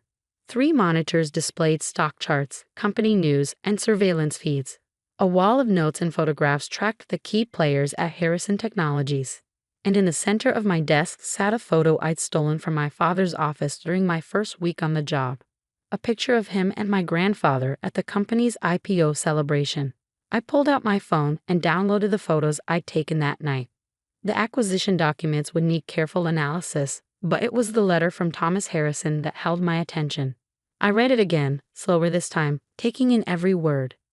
Dear Alexander, as my health continues to decline, we need to discuss the future of Harrison Technologies. Your recent decisions have given me cause for concern. The board shares my worries about the direction you're taking the company. I built this company on innovation and integrity, not just profit margins. Your focus on short-term gains over sustainable growth goes against everything I've tried to teach you. Perhaps my biggest failure was not seeing this sooner. We need to meet. There are things you don't know, decisions I've made that will impact the future of Harrison Technologies. Don't make me formalize this through the board. Your father, Thomas. I sat back in my chair, a smile playing at my lips. Thomas Harrison wasn't just worried about the company, he was preparing to take action. The question was, how could I use this to my advantage? I pulled up the company's shareholder registry on my computer. My 2% ownership was hidden behind a series of shell companies, untraceable to me. But I wasn't the only one quietly buying shares. Several investment firms had been accumulating small positions over the past few months. Were they anticipating the same power struggle I was? A notification popped up on my screen, an email from my contact at the SEC. Another piece of the puzzle was falling into place. Tomorrow, I would take the biggest risk yet in my carefully orchestrated plan. Tomorrow, I would start the process of becoming Harrison Technologies' largest independent shareholder. As I prepared for bed that night, I caught my reflection in the bathroom mirror. For a moment, I saw my mother's face again. The same determination, the same hint of sadness around the eyes. I'm doing this for both of us, Mom, I whispered. But as I lay in bed, staring at the ceiling, I wondered if that was really true. Was I doing this for my mother's memory, for my own sense of justice, or for something else entirely? The answer, I suspected, would become clear soon enough. The next few weeks would test everything I worked for. My father thought he was untouchable, thought he could dismiss people from his life without consequences. He was about to learn how wrong he was. I closed my eyes, already planning my next move. Tomorrow would be another night of cleaning offices, gathering information, and quietly building my case. But soon, very soon, Beth the cleaner would disappear, and Elizabeth Harrison would finally take her place at the company that should have been her birthright. The game was changing, and I was the only player who knew all the rules. The morning headlines hit like a bombshell. Harrison Technologies faces hostile takeover attempt. I smiled as I read the article on my tablet, knowing I had orchestrated every word. The 15% ownership stake I quietly accumulated through various shell companies had finally been revealed, sending shockwaves through the corporate world. My father's reaction was exactly what I'd expected. Within hours, Harrison Technologies issued a statement denouncing the opportunistic attempt to destabilize a great American company. Alexander Harrison, ever the showman, scheduled a press conference for that afternoon. I watched it from my apartment, still in my cleaner's uniform after finishing my morning shift. This company was built by my father, he declared, his voice carrying that familiar authoritative tone. And I will not let unnamed investors tear apart his legacy. If only he knew that legacy was exactly what I was fighting for. The past 3 weeks since discovering my grandfather's letter had been a whirlwind of calculated moves. I'd liquidated every asset I owned, called in every favor, and leveraged contacts from my investment banking days to amass the capital needed for this play. The 2% stake I'd started with had been just the beginning. My phone buzzed. A message from Marcus, my old colleague from Goldman Sachs, who'd helped arrange the share purchases. Board's calling an emergency meeting tomorrow. Your timing is perfect. Perfect timing wasn't luck. It was the result of 3 years of meticulous planning. I'd watched Alexander Harrison run this company like his personal kingdom, making decisions that benefited him while ignoring long-term consequences. The acquisition he'd been planning would have gutted the company's R&D department, sacrificing innovation for quick profits. Just like my grandfather's letter had suggested, Alexander cared more about short-term gains than sustainable growth. I changed out of my cleaner's uniform and into a carefully chosen outfit, a charcoal gray suit that cost more than Beth, the cleaner, made in 3 months. Tonight would be my last shift at Harrison Technologies, though no one knew that yet. I had one final task to complete before revealing myself. The night shift started as usual. Jerry barely looked up from his newspaper as I wheeled my cleaning cart toward the elevator. But tonight, instead of heading straight to the executive floor, I made my way to the IT department on the 3rd floor. "Evening, Beth," called out Mike, the night shift IT tech. Like Jerry, he'd grown used to my presence over the years. Unlike Jerry, he'd actually been helpful, unknowingly providing valuable information about the company's network security. "Hi, Mike," I said, keeping my voice casual. "Server room needs cleaning tonight. Mr. Harrison's orders." Mike frowned. "Really? Nobody told me about that." I shrugged, pulling out a work order I forged. "Just following the schedule." He glanced at the paper and nodded. "All right, but be careful in there. Don't touch anything that looks important." If only he knew what I was really after. Inside the server room, I quickly located what I needed: the backup drives containing board meeting recordings from the past 5 years. My father, ever paranoid about leaks, insisted on recording every meeting. Those recordings had captured countless instances of his questionable decision-making, including discussions about burying negative product reviews and sidestepping regulatory requirements. I slipped the drives into a hidden compartment in my cleaning cart, replacing them with identical ones that contained nothing but static. By the time anyone discovered the switch, it would be too late. As I finished my rounds, I took one last look at my father's office. The space that had once intimidated me now seemed smaller, less impressive. The vintage sailing photos, the rare books, the elaborate desk, all of it spoke to a man more concerned with appearances than substance. "Goodbye, Beth," Jerry called out as I left for the last time. "See you tomorrow." "Goodbye, Jerry," I replied softly, knowing I'd never see him again. Back home, I carefully added the stolen drives to my evidence wall. Tomorrow, everything would change. The board meeting was scheduled for 9 a.m., and I had no intention of missing it. I spent the night reviewing my presentation, making sure every detail was perfect. The hostile takeover attempt was just the opening move. Once the board saw the evidence I'd gathered, the financial mismanagement, the ethical breaches, the pattern of decisions that put personal profit above company interests, they would understand why Alexander Harrison needed to be removed. Morning came too quickly and not quickly enough. I dressed carefully in a tailored black suit, my mother's sapphire pendant around my neck. The pendant was the only piece of jewelry she kept from her time with Alexander, a gift from him during their brief relationship. She'd given it to me on my 21st birthday, saying, "Remember who you are, not just whose you are." The Harrison Technologies lobby felt different as I walked through the main entrance instead of the service entrance. A security guard at the desk didn't recognize me without my cleaner's uniform. "May I help you?" I handed him my ID, my real ID. Elizabeth Harrison for the board meeting. His eyes widened slightly at the name, but he quickly composed himself and made a call. Within minutes, I was being escorted to the boardroom on the top floor. The room fell silent as I entered. 12 pairs of eyes turned to stare at me, but I only cared about 2. My father, standing at the head of the table, looked confused and irritated by the interruption.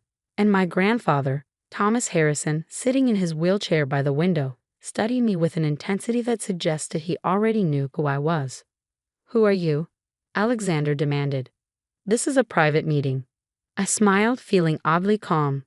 My name is Elizabeth Harrison. I represent the investment group that now owns 15% of this company. I paused, letting that sink in before adding, I'm also your daughter. The silence that followed was deafening. Alexander's face went pale, then red. This is ridiculous, he sputtered. Security. I wouldn't do that, I said, pulling out a USB drive. Not before the board sees what's on here. Thomas Harrison held up a hand, stopping the security guard who had started toward me. Let her speak. For the next hour, I laid out my case. The financial records showing Alexander's mismanagement, the evidence of ethical breaches, the pattern of decisions that had weakened the company's competitive position. With each revelation, I could see the board members' expressions shifting from skepticism to concern to outrage. This is a fabrication, Alexander interrupted, his voice shaking. She's trying to destroy everything we've built.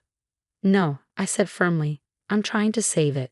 I've spent the last 3 years learning this company from the ground up, watching you run it into the ground. I worked as a cleaner, coming in every night, seeing how things really operated when you thought no one was watching. Thomas Harrison wheeled himself forward, his eyes never leaving my face. Sarah's daughter, he said quietly. I wondered if you'd ever find your way here. Alexander's head snapped toward his father. You knew? I knew about Sarah's pregnancy, Thomas replied. I tried to convince you to do the right thing back then. You refused. He turned back to me. Continue, please. I outlined my plan for the company, returning to the principles of innovation and integrity that Thomas had built it on, investing in R&D, and developing sustainable growth strategies. As I spoke, I could see the board members nodding, some taking notes, others whispering among themselves. This is absurd, Alexander cut in again. You can't seriously be considering. We're not just considering it, Thomas interrupted. We're voting on it. Now, what followed was the longest 30 minutes of my life.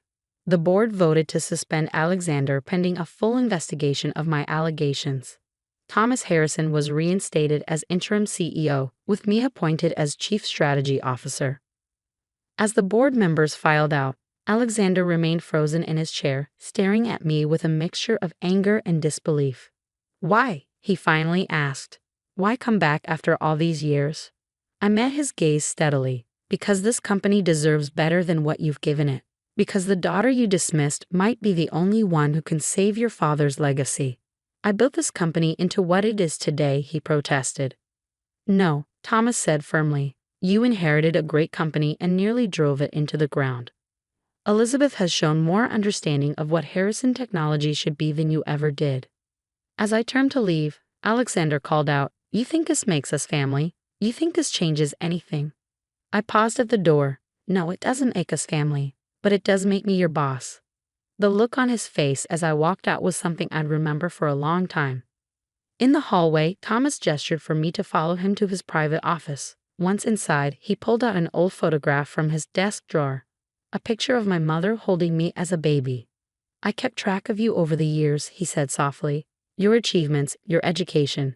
I should have done more. Why didn't you? I asked, the question I'd wondered about for years finally coming out. He sighed heavily. Pride, perhaps, or cowardice. I let Alexander's mistakes become my own. He looked up at me, his eyes clear and determined. But we can fix that now, if you're willing. I studied the man who was both stranger and family. I didn't come here looking for a grandfather. I said carefully. No, he smiled. You came here to take control of a billion-dollar company, and you did it brilliantly. He wheeled himself to the window, looking out over the city. But maybe, while we're rebuilding this company, we can rebuild something else too. I joined him at the window, thinking about everything that had led to this moment. The little girl who grew up without a father. The young woman who turned rejection into determination. The cleaner who became the boss. Maybe we can, I said softly. The sun was setting over the city, casting long shadows across the office. Tomorrow would bring new challenges. Restructuring the company, implementing my plans, dealing with the fallout from Alexander's suspension. But for now, standing next to my grandfather, watching the day end from an office I'd once cleaned, I felt a sense of peace. The game wasn't over, but the rules had changed, and this time, I wasn't playing from the shadows.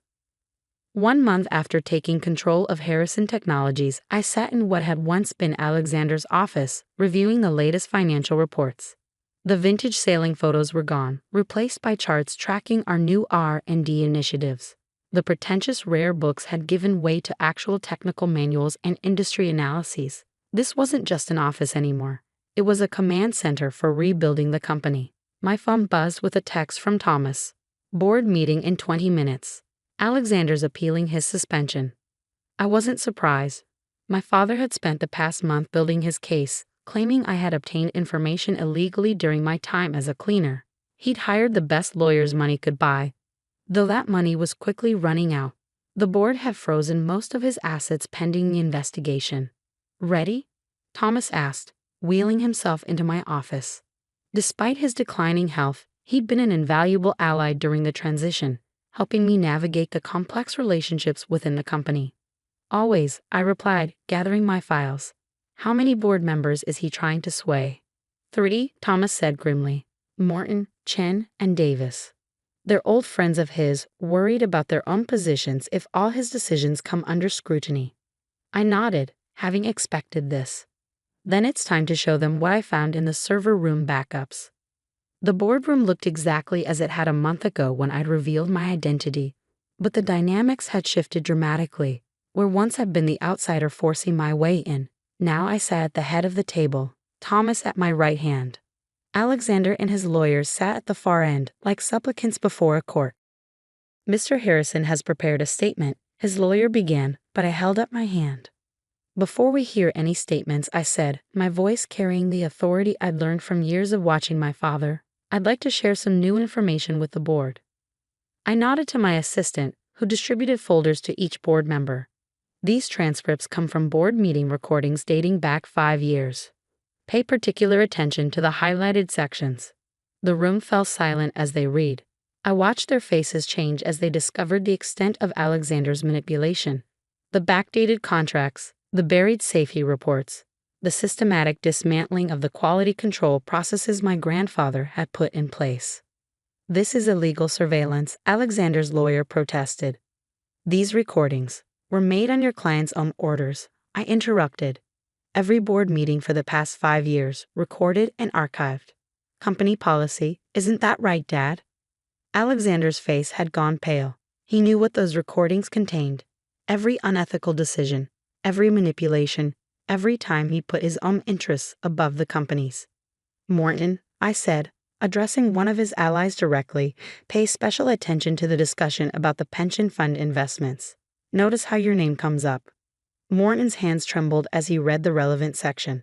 The other board members leaned over to look, and I could see the moment they understood. Alexander hadn't just betrayed the company. He implicated many of them in his schemes. This is a witch hunt, Alexander said, standing up. You're trying to destroy everything I built. You built? Thomas's voice cut through the room like steel. You inherited this company when it was at its peak. You inherited a legacy of innovation, of integrity. And what did you do with it? I made us profitable, Alexander shot back. I kept us competitive. You made yourself profitable, I corrected, pulling out another document. This analysis shows the correlation between company decisions and your personal stock trades. Notice how you always seem to sell before bad news went public, or buy before positive announcements. The lawyer whispered something urgently in Alexander's ear, but he brushed him off. You're just like your mother, he spat. She tried to trap me too, showing up with her pregnancy test and her dreams of playing happy family. The room fell silent. I stood slowly, letting his words hang in the air. My mother never tracked you. She loved you, believed in you. Her mistake was thinking you were capable of loving anything other than power and money. And what do you love? He demanded. You infiltrated this company, spied on us, manipulated your way into control. I love what this company could be, I said firmly. What it was meant to be. I spent 3 years cleaning these offices, watching talented people being held back by your ego. I saw innovations buried because they didn't fit your short-term profit goals. I watched you slowly kill everything my grandfather built. Our grandfather, he corrected bitterly. No, Thomas said quietly. She earned the right to call me that. You lost it. The board voted unanimously to make Alexander's suspension permanent. His allies, seeing the evidence of his manipulation, turned on him to save themselves. As security escorted him out, he turned to me one last time. "You think you've won?" he asked, his voice breaking. "You think you can run this company better than I did?" I met his gaze steadily. "I already am." The next few hours were a blur of paperwork and preparations. The press would need to be notified, statements prepared, markets managed. But before all that, I had one more task to complete. I went down to the lobby where Jerry was just starting his night shift. He looked up in surprise as I approached his desk. "Ms. Harrison," he said uncertainly. "I mean, I guess you were Beth?" "I don't." I smiled, holding out an envelope. "Thank you, Jerry, for being kind to the cleaning woman who never existed." Inside the envelope was a promotion letter. Head of Building Security reporting directly to me. His eyes widened as he read it. "I don't understand," he said. "Why?" "Because you treated everyone with respect, regardless of their position. That's the kind of person we need here." Next, I visited Mike and it. He got a promotion too, along with funding for the security upgrades he'd been requesting for years. One by one, I sought out the people who'd shown kindness to Beth the cleaner, who'd done their jobs with integrity even when management didn't care. That evening, as the sun set over the city, I found myself back in my old cleaning closet. My cart was still there, though someone else would be using it now. I ran my hand along the handle, remembering all the nights I pushed it through these halls, gathering information, building my case, preparing for this moment. Having second thoughts, Thomas asked from the doorway. I turned to face him, smiling. No, just remembering where I started. He wheeled himself closer, looking thoughtfully at the cleaning supplies. "You know, I've been thinking about what you said in the board meeting, about what this company could be. And I think you're already making it happen." He pulled out an old photograph. Not the one of my mother this time, but one I'd never seen before. It showed him as a young man, standing in front of a tiny storefront with a hand-painted sign, Harrison Electronics.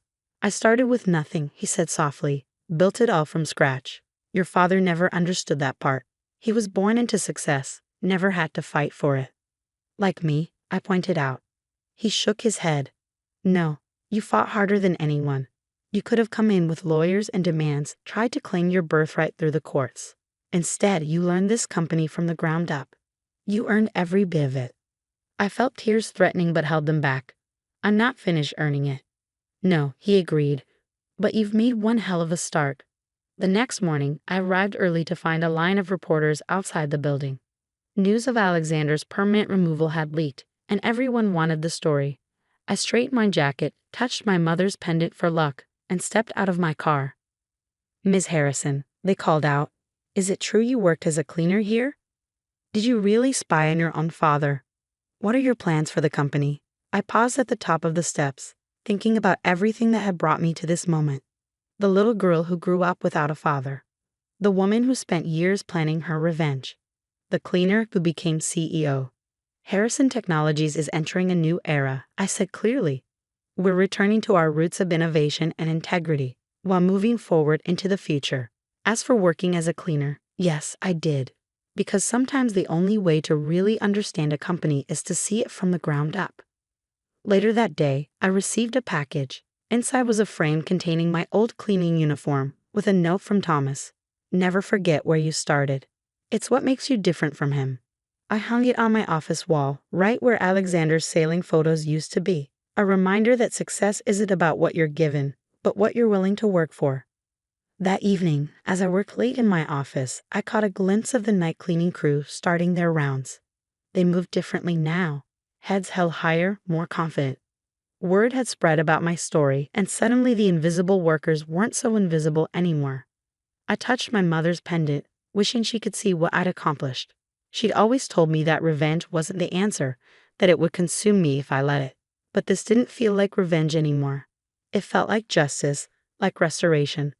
My phone buzzed. A message from Alexander's lawyer. He wanted to meet, to discuss terms.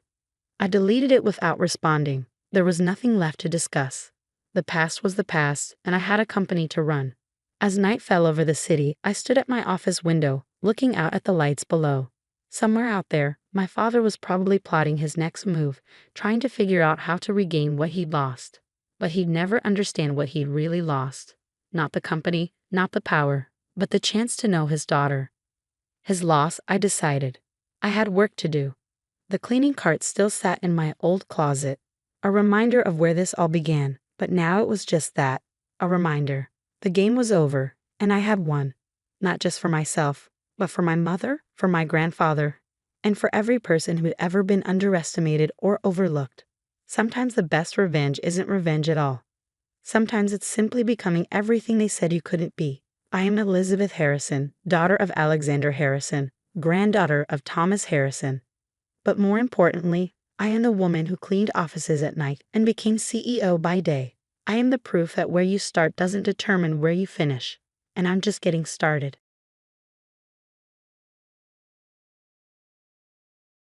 The last rose petal had barely settled on Mom's grave when Marcus showed his true colors. I stood on our front porch, no, his front porch now, according to him, staring at the shiny new locks he'd installed while I was at the cemetery.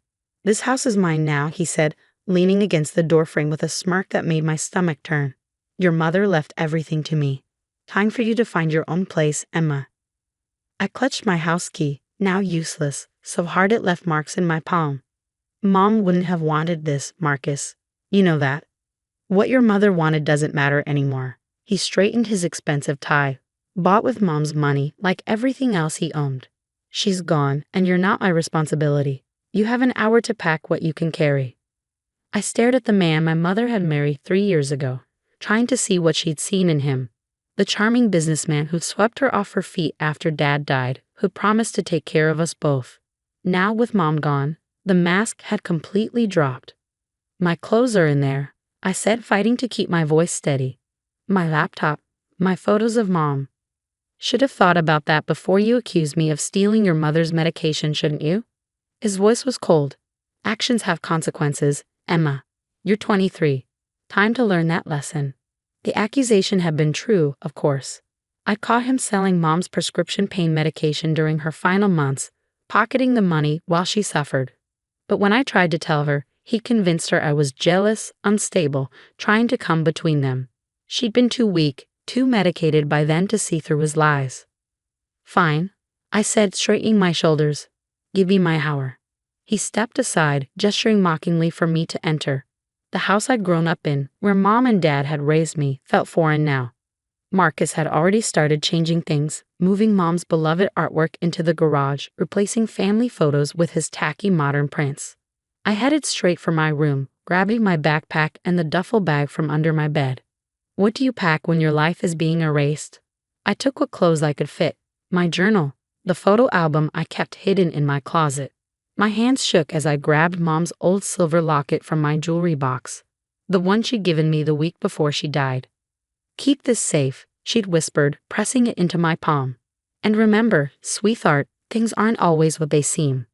At the time, I thought it was just the medication talking. Now, looking at the delicate engravings on the silver surface, I wondered if there had been more to her words. 30 minutes, Marcus called up the stairs, his voice laced with satisfaction. I moved faster, grabbing my laptop charger and the small box of photos from under my bed. My eyes fell on the painting above my desk, a watercolor of our old lake house that Mom had done years ago. I reached for it, but Marcus appeared in the doorway. "The artwork stays," he said firmly. "Your mother's art collection is quite valuable. That's not going anywhere." I bit back a retort. Mom had painted that specifically for me on my 16th birthday. It wasn't part of her collection. It was a gift. But arguing with Marcus was pointless. I'd learned that lesson the hard way over the past 3 years. As I finished packing, my phone buzzed with a text from my best friend, Lucy. "Done at the cemetery. Want me to come over?" I typed back quickly, SOS. Marcus changed locks. "Kicking me out. Can I crash at your place?" Her response was immediate. "On my way. Don't let that bastard intimidate you." I shouldered my bags and took one last look around my room. The pale blue walls Mom and I had painted together, the window seat where I'd spent countless hours reading, the glow-in-the-dark stars on the ceiling from my astronomy phase in middle school. All of it about to become part of Marcus's property, like everything else he'd taken from us. Downstairs, Marcus was on the phone, probably with one of his sketchy business associates. "Yes, we can meet tomorrow. The house will be empty, Well, emptier. He laughed at his own joke, shooting me a smug look. I walked past him without a word, but he grabbed my arm. One more thing, he said, covering the phone's mouthpiece. Don't get any ideas about contesting anything. Your mother's will is ironclad. I made sure of that. I pulled away from his grip. Goodbye, Marcus. Outside, Lucy's beat-up Honda was just pulling into the driveway. She jumped out, her dark eyes flashing with anger when she saw my bags. He's really doing this? The day after the funeral? She moved to help me with my duffel bag. We should call the police. And tell them what? That my stepdad is legally evicting me from his house. I shook my head. Mom left everything to him, Luce. He's made that very clear. It's not right, she insisted, glaring at the house. Your mom would never have wanted this. No, I agreed quietly. She wouldn't have. But she also wouldn't have wanted him stealing her medication or emptying her bank accounts while she was dying. Sometimes people aren't who we think they are. As we drove away, I watched my childhood home disappear in a side mirror. The rose bushes Mom had lovingly tended were already wilting. Marcus would probably tear them out soon, replace them with something more modern. Lucy squeezed my hand. You can stay with me as long as you need. My mom already said it's fine. Thanks, Luce. I managed a small smile. I just need a few days to figure things out. But what was there to figure out? I had a decent job at the local library, but not enough saved for an apartment. Most of my savings had gone to helping with Mom's medical bills that mysteriously kept growing despite our insurance. Now I knew why. We stopped at a traffic light, and I found myself absently fingering Mom's locket. Something about its weight felt off, like it was heavier than it should be. I'd never actually opened it. Mom had been insistent about keeping it closed until the right time. What's that? Lucy asked, noticing my distraction. Mom's locket. She gave it to me right before. I swallowed hard. Right before she died. Made me promise to keep it safe. Lucy glanced at it curiously. Pretty. Looks old. It was her grandmother's, I think. I turned it over in my hands, studying the intricate engravings. That's when I noticed something strange. A tiny seam that didn't quite match the rest of the pattern. Luce, I said slowly, can we stop somewhere? I need to look at something. She pulled into the parking lot of a small coffee shop we used to frequent with Mom. My hands trembled slightly as I examined the locket more closely.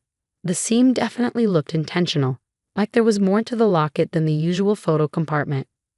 Maybe there's a hidden catch? Lucy suggested, watching me turn it over and over. I pressed different parts of the design, trying to remember if Mom had ever mentioned anything special about the locket. Then I recalled her words. Things aren't always what they seem. The rose engraving in the center, when I pressed it just right, there was a soft click. The back panel of the locket slid open, revealing not photos, but a small folded piece of paper and what looked like a key. Holy shit, Lucy breathed, leaning closer. Your mom left you a secret message. My heart pounding, I carefully unfolded the paper. Mom's familiar handwriting filled the small space. My dearest Emma, if you're reading this, then my fears about Marcus were justified. I'm so sorry, sweetheart. I should have listened to you sooner, but I've made arrangements to protect you, arrangements Marcus knows nothing about. The key opens a safety deposit box at First National Bank, box number 247. Go there immediately. Ask for Patricia Winters. She's an old friend and she's expecting you. What you find in that box will change everything. I love you more than life itself. Stay strong. Justice is coming. Love, Mom. I stared at the letter, then at the key, my mind racing. Mom knew, I whispered. She knew what Marcus was really like. She was planning something. Lucy was already putting the car in gear. First National is still open for another hour. Want to find out what's in that box? I clutched the letter and key tightly. Yes, I do. As we drove toward the bank, I thought about all the little things that hadn't quite added up in Mom's final months. The whispered phone calls. The mysterious appointments she wouldn't explain. The way she'd insisted on keeping her old laptop even when Marcus offered to buy her a new one.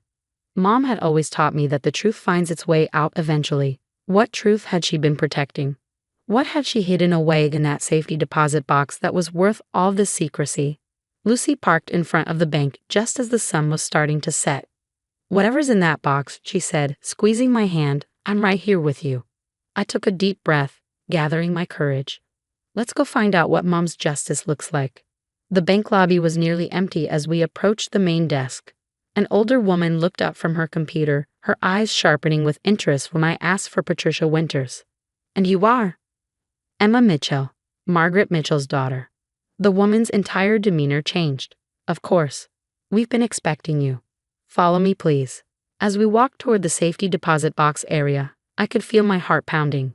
Whatever Mom had left in that box, it was important enough to keep secret from Marcus, important enough to protect with all these precautions. Patricia Winters was waiting for us in a private viewing room. A slender woman in her 50s with kind eyes and Mom's favorite shade of lipstick. Emma, she said warmly, you look so much like your mother. I've been hoping you'd find your way here soon. You knew my mom. We were friends in college and I helped her with some legal matters in recent months. Patricia's expression turned serious. She wanted to make absolutely sure you'd be taken care of, no matter what happened. She gestured to a table where a large safety deposit box waited. Shall we see what Margaret left for you? I held out the key with trembling fingers. Whatever was in that box, I knew one thing for certain. Mom had outplayed Marcus one last time, and I was about to find out how. The safety deposit box opened with a soft click that seemed to echo in the quiet room. Patricia stepped back, giving me space as I lifted the lid with trembling hands. Inside was a thick manila envelope, a laptop I recognized as Mom's old one, and a smaller box that looked like it held a USB drive. But what caught my eye first was a letter on top, marked "Read this first" in Mom's handwriting. Lucy squeezed my shoulder as I opened it. Dearest Emma, if you're reading this, then everything has happened as I feared it might. Marcus has shown his true colors, and you're probably feeling lost and betrayed. Don't be. I've been preparing for this moment for months. What you're about to learn will change everything. The laptop contains proof of all of Marcus's crimes, not just stealing my medication, but years of fraud, money laundering, and theft.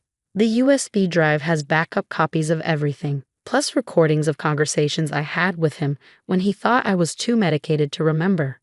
But the most important thing is in the manila envelope. My real will, witnessed and notarized 6 months ago, before Marcus could interfere. Everything I own, the house, my art collection, my investments, it all goes to you, Emma.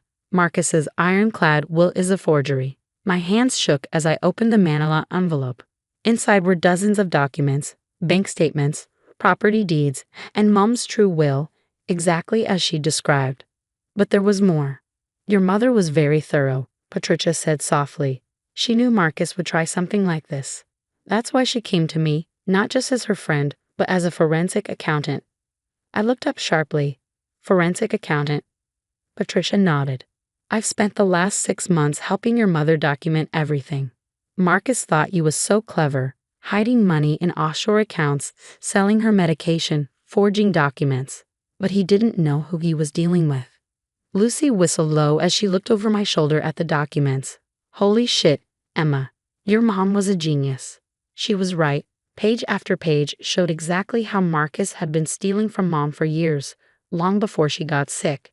Bank transfers, forged signatures, suspicious insurance policies, it was all there, meticulously documented. There's something else, Patricia said, reaching for the small box with the USB drive.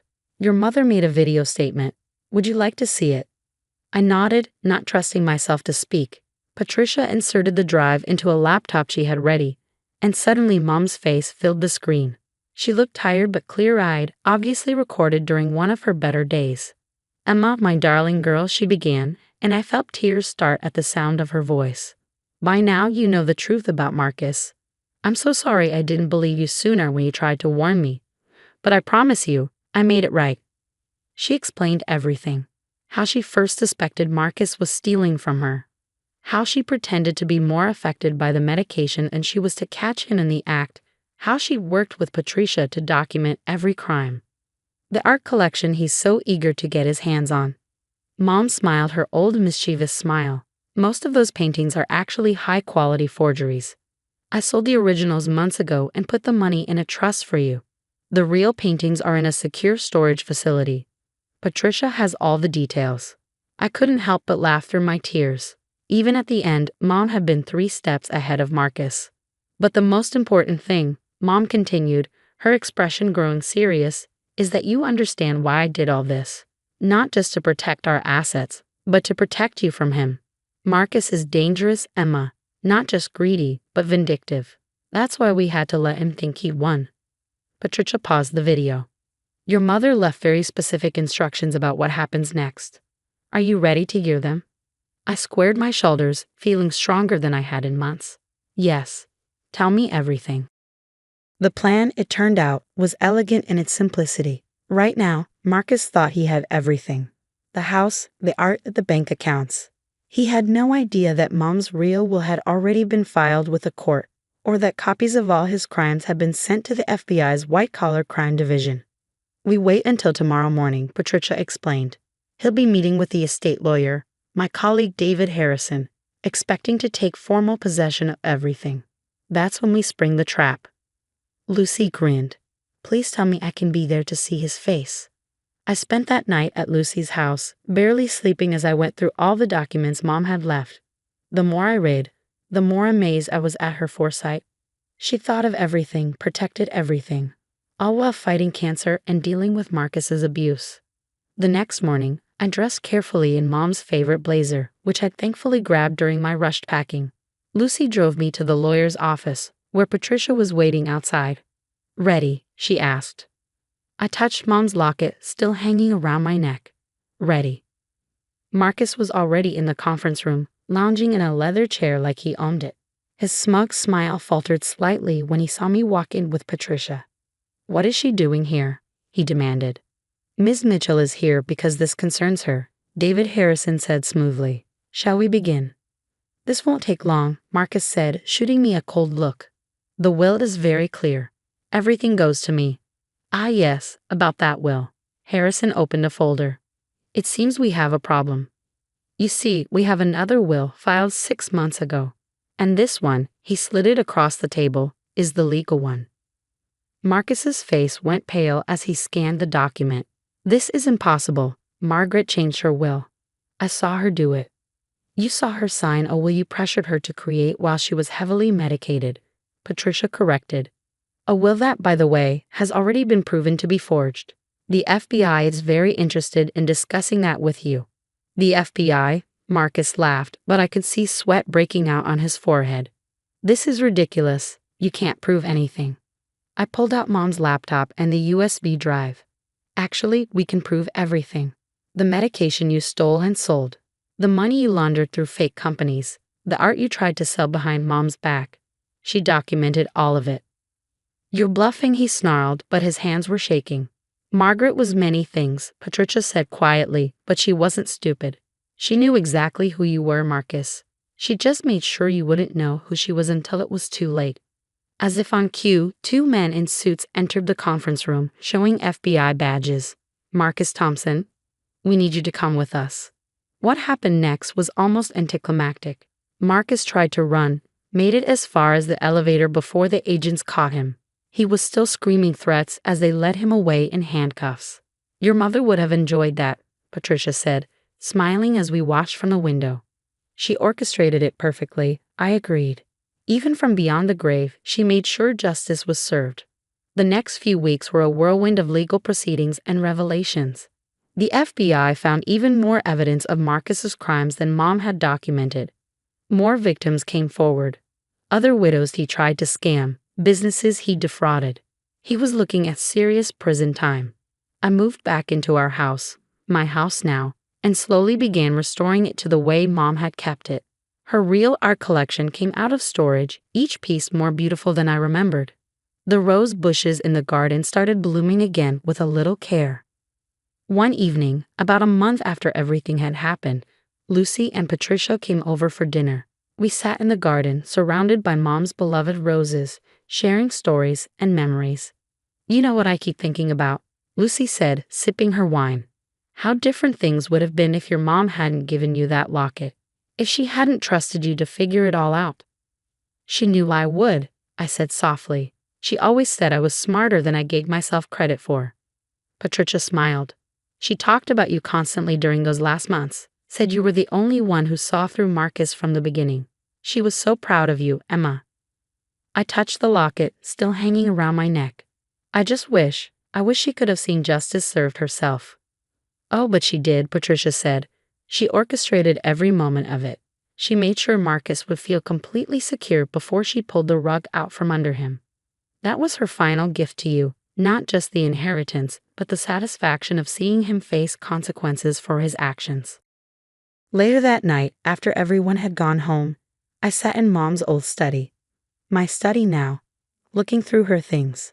In a drawer, I found a photo I'd never seen before. Mom and me at the lake house, both of us laughing as we tried to paint the sunset.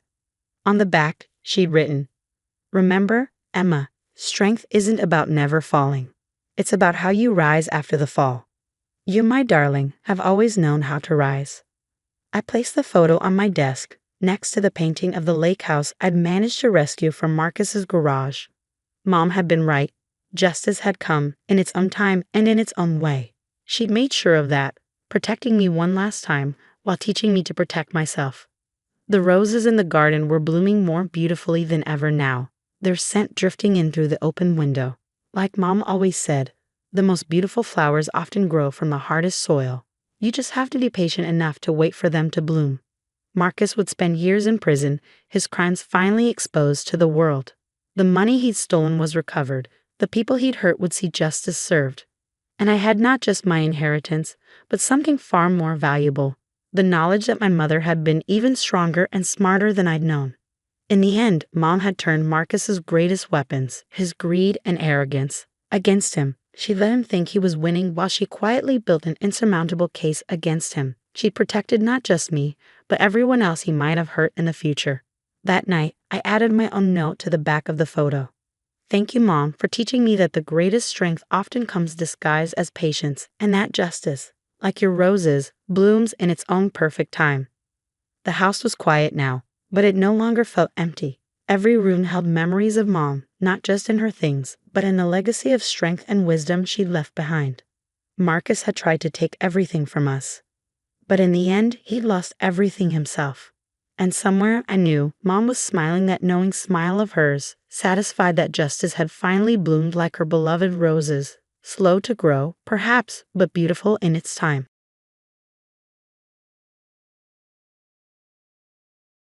"This is ridiculous, Sarah," my father said, setting down his wine glass with enough force to make the silverware rattle. "You're throwing away a perfectly good career for what? Some internet business?" I sat at our family's ornate dining table, trying to keep my expression neutral as my father's words cut through me. The weekly Sunday dinner had turned into yet another interrogation about my life choices. The familiar scent of my mother's pot roast filled the air, but my appetite had vanished. "Dad, I've done my research." I began, keeping my voice steady. "The market for sustainable home products is growing, and my prototype, my brother Marcus interrupted with a snort. "You mean those eco-friendly cleaning supplies you're mixing up in your garage? Come on, sis, be realistic." My mother reached across the table, patting my hand in that condescending way that made me feel like a child. "Sweetheart, we just want what's best for you. Your position at Anderson and Mills is so prestigious. Why would you give up being a senior marketing executive to sell soap?" I pulled my hand away, my fingers curling into a fist under the table. They didn't understand, or maybe they didn't want to understand. My little project was more than just cleaning supplies. I'd spent months developing a line of completely biodegradable household products that actually worked, something the market desperately needed. "It's not just soap, Mom," I said, fighting to keep the frustration out of my voice. "It's a whole line of eco-friendly household products. The formulas are unique. I've already filed for patents. And I'm not just selling them myself. I'm building a subscription-based platform that." "Subscription platform?" My father scoffed, reaching for the wine bottle. "Sarah, you're 32 years old. It's time to be serious about your future. This little hobby of yours." He waved his hand dismissively. "It's cute, but it's not a real business." Marcus leaned back in his chair, that familiar smirk playing on his lips. "Dad's right, sis. Leave the entrepreneurship to people who know what they're doing. Stick to what you're good at, making PowerPoint presentations for real businesses." The jab stung more than I wanted to admit. Marcus had always been the successful one in our family's eyes. His job as an investment banker meant he could do no wrong. even though I knew half his success came from our father's connections. My mother jumped in again, her voice honey sweet but her words sharp.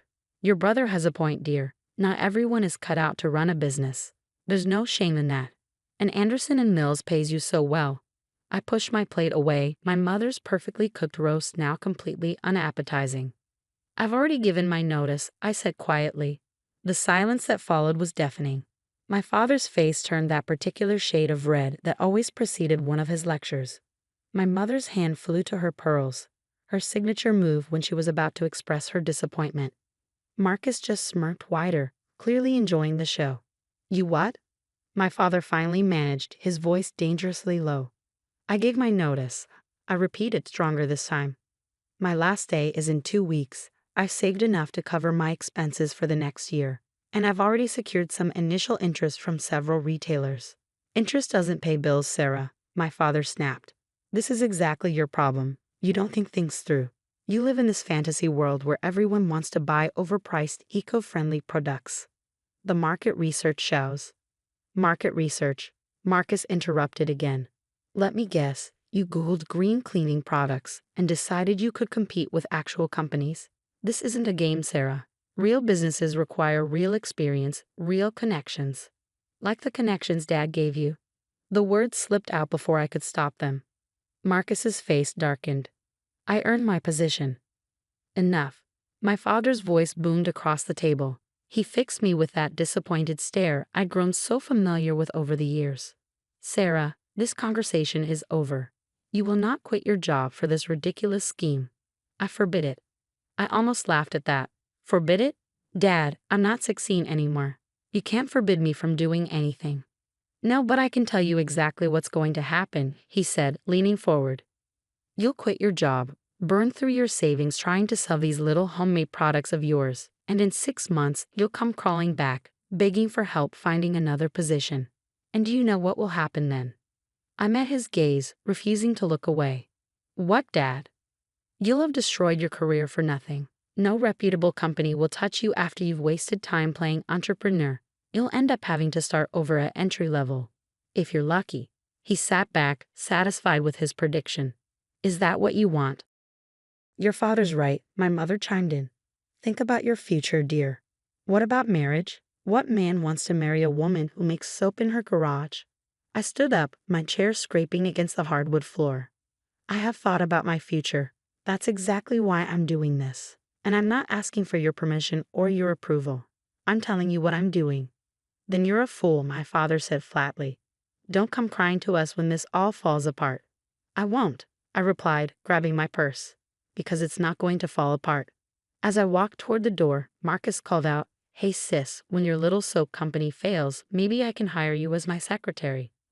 I didn't dignify that with a response. The sound of their laughter followed me out into the cool evening air. But I held my head high. They could laugh all they wanted. I knew something they didn't. I was going to succeed, not just to prove them wrong, but to prove myself right. That night, as I sat in my apartment reviewing my business plan for the 100th time, their words kept echoing in my head. But instead of discouraging me, they fueled my determination. Every spreadsheet, every projection, every carefully crafted marketing strategy reminded me that I wasn't just chasing a dream. I was building something real. My phone buzzed with a text from my best friend Emma. How'd it go with the family? I typed back.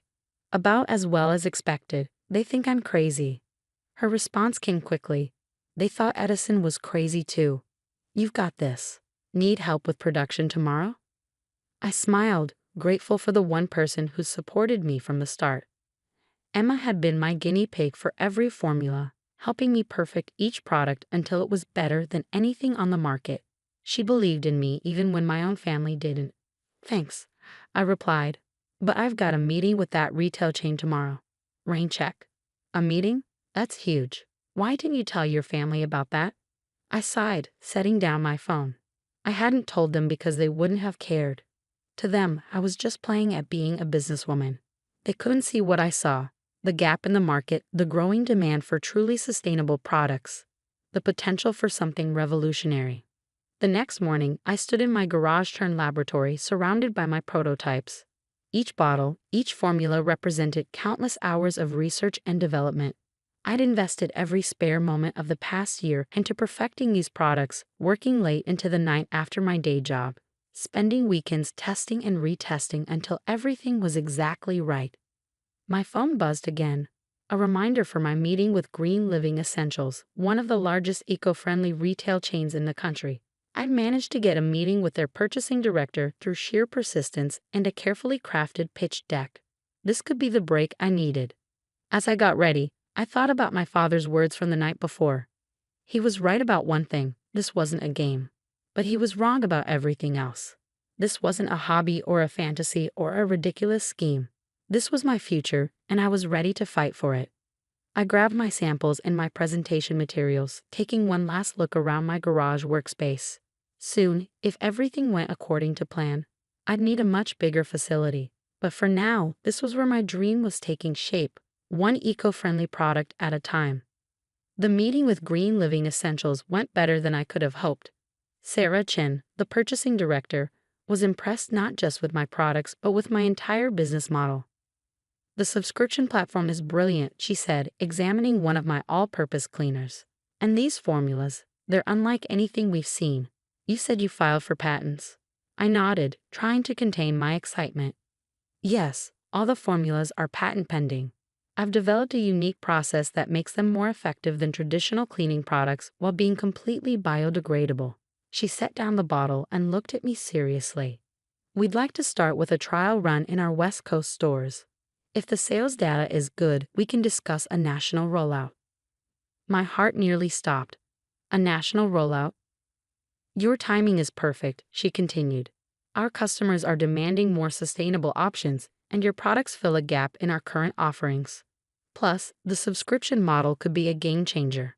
I left the meeting with a purchase order for the trial run and a head spinning with possibilities. This was really happening.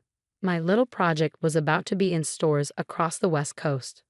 But as I drove home, reality set in. To fulfill this order, I'd need to scale up production significantly. My garage operation wouldn't cut it anymore. I'd need space, equipment, staff, and fast. I spent the next week reaching out to investors, refinancing my condo, and putting together a business plan that would make this work. Every spare moment was dedicated to finding solutions to the countless challenges ahead. My family, meanwhile, remained blissfully unaware of these developments. At the next Sunday dinner, they continued their campaign of doubt and disapproval. "Have you started looking for new jobs yet?" my mother asked, passing the salad bowl. "I heard Anderson and Mills already replaced you." "I'm a bit busy with other things right now," I replied vaguely, serving myself a small portion. Marcus snorted. "Yeah, busy making soap. How's that going, sis? Sold any yet?" I thought about the purchase order sitting in my briefcase, about the meetings I had scheduled with potential investors, about the warehouse space I was negotiating for. But I said nothing. Let them think what they wanted. Soon enough, they'd see the truth. "Sarah," my father said, his tone serious, "it's been 3 weeks. This little experiment of yours has gone on long enough. It's time to face reality." I met his gaze across the table. "You're right, Dad. It is time to face reality. Just maybe not the reality you're thinking of." He opened his mouth to respond, but I was already standing up. "I need to go. I have an early meeting tomorrow." "A meeting?" Marcus laughed. "With who? Your soap bottles?" I grabbed my purse and headed for the door, their laughter following me once again.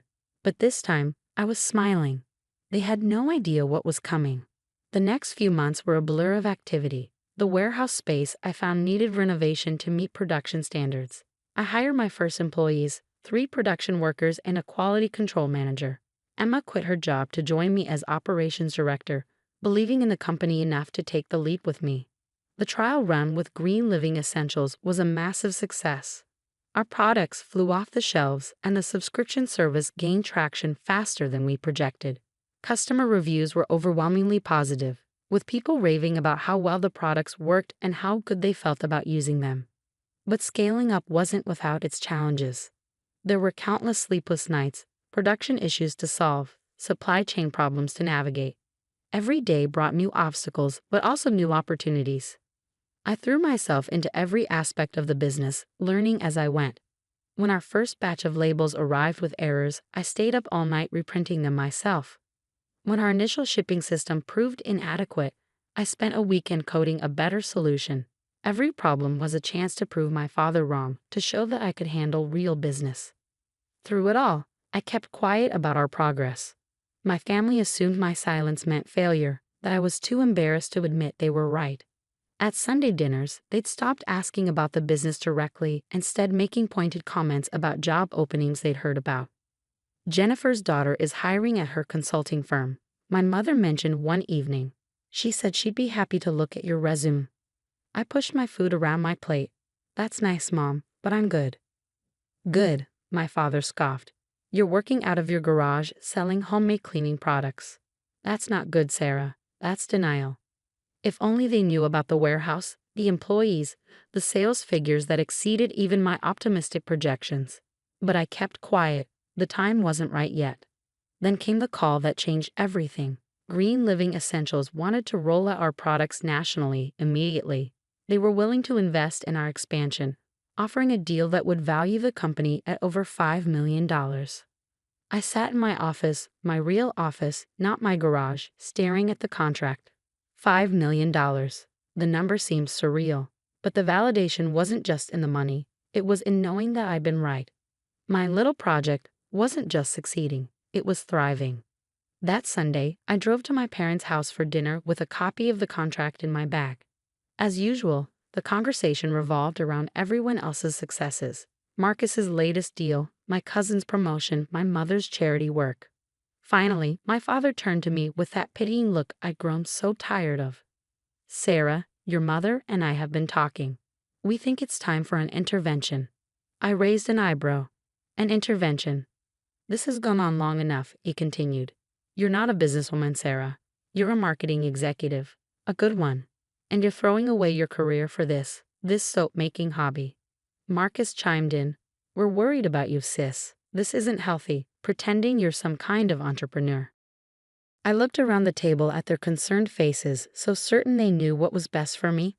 For a moment, I considered walking away again, letting them continue in their ignorance. But no, it was time they knew the truth. I reached into my bag and pulled out the contract, sliding it across the table to my father. Before you continue with this intervention, you might want to read this. My father picked up the contract, his reading glasses perched on the edge of his nose. I watched as his expression shifted from condescension to confusion to disbelief. His hands started trembling slightly as he turned the pages. This can't be right, he muttered, looking up at me. $5 million. Marcus nearly choked on his wine. What? My mother's hand flew to her pearls. What are you talking about? Green Living Essentials, I said calmly, taking a sip of my water. They're rolling out my products nationally. This contract values my company at $5 million. They're investing in our expansion. The silence that followed was deafening. Marcus snatched the contract from our father's hands, his eyes scanning the pages frantically. This has to be a mistake, he said. There's no way your little soap company is worth $5 million. It's not just soap, I replied, my voice steady. It's a full line of eco-friendly household products, with patents pending on all our formulas. We've been in their West Coast stores for months now. The sales numbers exceeded all projections. My father's face had turned an interesting shade of red, but for once it wasn't from anger. He looked stunned. You've been running this operation all this time, while you thought I was failing. I finished for him. Yes, I have a warehouse, employees, a complete production facility. We're shipping thousands of units a week, and our subscription service has over 10,000 active members. My mother's mouth opened and closed several times before she found her voice. But why didn't you tell us? I looked at her steadily. Would you have believed me? You all made it pretty clear what you thought about my little project. Marcus was still staring at the contract, his banker's brain probably calculating the numbers. This is legitimate, he said finally, his voice small. This is a real valuation from a major retailer. Of course it's legitimate, I said, taking the contract back. Everything I've done has been legitimate. Not that any of you bothered to ask. My father cleared his throat, clearly struggling to find words. Sarah, we didn't. Didn't what, Dad? Didn't think I could succeed. Didn't believe in me? Didn't think I was capable of running a real business? I kept my tone level. But years of dismissal and mockery fueled my words. "We were worried about you," my mother interjected. "We just wanted you to be secure, to have a stable career." I laughed, but there was no humor in it. "No, Mom. You wanted me to stay in my safe, comfortable box. You couldn't imagine that I might be capable of more than that." "Now, Sarah," my father started, his authoritative tone creeping back in. "There's no need to be bitter. We were just trying to protect you." "Protect me?" I raised an eyebrow. "From what?" "Success. Independence. The satisfaction of building something meaningful." Marcus finally found his voice again. "Come on, sis. You have to admit this was a long shot. Nobody could have predicted." "You're right." I cut him off. "Nobody in this family could have predicted it, because none of you believed in me. None of you even tried to understand what I was building." I stood up, gathering my things. "The expansion deal closes next week. I have a lot of work to do." "Wait," my father said, standing up as well. "Sarah, please, let's talk about this. Maybe I could help with the negotiations, or—" "Now you want to help?" I shook my head. "I've handled everything else on my own. I think I can manage this too." As I walked toward the door, my mother called out, "Sarah, don't go. We're celebrating. Let me open some champagne." I turned back to face them. "Celebrating what, Mom? The success you mocked? The dream you dismissed? The work you belittled? No, thank you. I'll celebrate with the people who believed in me from the start." The drive home that night was surreal. For months, I'd imagined the moment I finally showed my family what I'd built, but the reality felt hollow. Their shock and sudden interest in my success couldn't erase years of doubt and dismissal. When I got home, I found Emma waiting on my doorstep with a bottle of champagne. "Well," she asked, grinning. "How'd it go?" I unlocked the door, letting us both in. "About as well as you'd expect. They're shocked. Dad's trying to take control. Mom wants to celebrate like she supported me all along. And Marcus can't believe his little sister out-earned him." Emma popped the champagne, pouring us each a glass. "And how do you feel?" I thought about it as I sank into my couch. Validated, I guess, but also sad. I don't know. I thought proving them wrong would feel better than this. "Because deep down, you wanted them to believe in you, not just your success," Emma said softly. She was right, of course. All those Sunday dinners, all those dismissive comments, all the laughter and mockery. I told myself I was above it, that I didn't need their approval. But some part of me had always hoped they'd see what I saw, believed in what I was building. The next week was a whirlwind of activity. The expansion deal required countless meetings, legal reviews, and planning sessions. My father called daily, leaving messages about his contacts who could help with the negotiations. Marcus suddenly wanted to discuss investment opportunities. My mother told all her friends about her daughter, the successful entrepreneur, conveniently forgetting how she dismissed my business as a hobby. I ignored most of their calls, focusing instead on my team, the people who believed in the vision and worked alongside me to make it reality. We were scaling up operations, hiring more staff, and planning our national rollout. Success was bringing new challenges, but for the first time, I felt truly confident in my ability to handle them. Then came the day of the contract signing. I arrived at the Green Living Essentials headquarters early, dressed in my best suit, ready to take my company to the next level. To my surprise, I found my entire family waiting in the lobby. "What are you doing here?" I asked, stopping short. My father stepped forward, looking uncomfortable in a way I'd never seen before. "Sarah, please. Let us be here for this. I was wrong. About everything." I crossed my arms. And he continued, his voice catching slightly, "I've never been more proud of anyone in my life. What you've built, it's extraordinary. Not because of the money, but because you did it your way, despite everything we said." My mother was crying quietly, dabbing at her eyes with a handkerchief. Marcus looked at the floor, shuffling his feet. "Sarah," my mother said, "we know we can't take back what we said, how we treated your dreams. But please, let us share this moment with you. Let us celebrate who you are, not who we thought you should be." I looked at them, really looked at them. My father, his usual confidence replaced by genuine remorse. My mother, her perfectly composed facade cracking with emotion. Even Marcus, his arrogance gone, replaced by what looked like respect. For a moment, I considered turning them away. They hadn't earned the right to share this triumph. But then I thought about what success really meant. It wasn't just about proving them wrong. It was about being bigger than their doubt, stronger than their dismissal. Okay, I said finally, you can stay, but understand something. This is my moment, not yours. I built this company without your help or support, and I'll continue to run it my way. My father nodded solemnly. We wouldn't expect anything else. The signing ceremony was everything I dreamed of and more. As I put my name on the contract that would take my company national, I felt the weight of the past year, all the doubt, all the mockery, all the sleepless nights and endless work, lift from my shoulders. Afterward, at the celebration lunch, my father stood to make a toast. The old me would have tensed, waiting for some backhanded compliment or subtle dig. But as I looked at him now, I saw something different in his eyes. To my daughter, he said, his voice thick with emotion, who taught me the most valuable lesson of my life. That success isn't about following someone else's path. It's about having the courage to forge your own. Sarah, you didn't just build a company. You showed us all what it means to believe in yourself when no one else does. I was wrong, and I have never been happier to admit it. Tears pricked at my eyes, but I held them back. This wasn't about their approval anymore. It was about something bigger. The realization that sometimes the people who doubt you the most can become your biggest supporters, but only after you prove you never needed their support in the first place.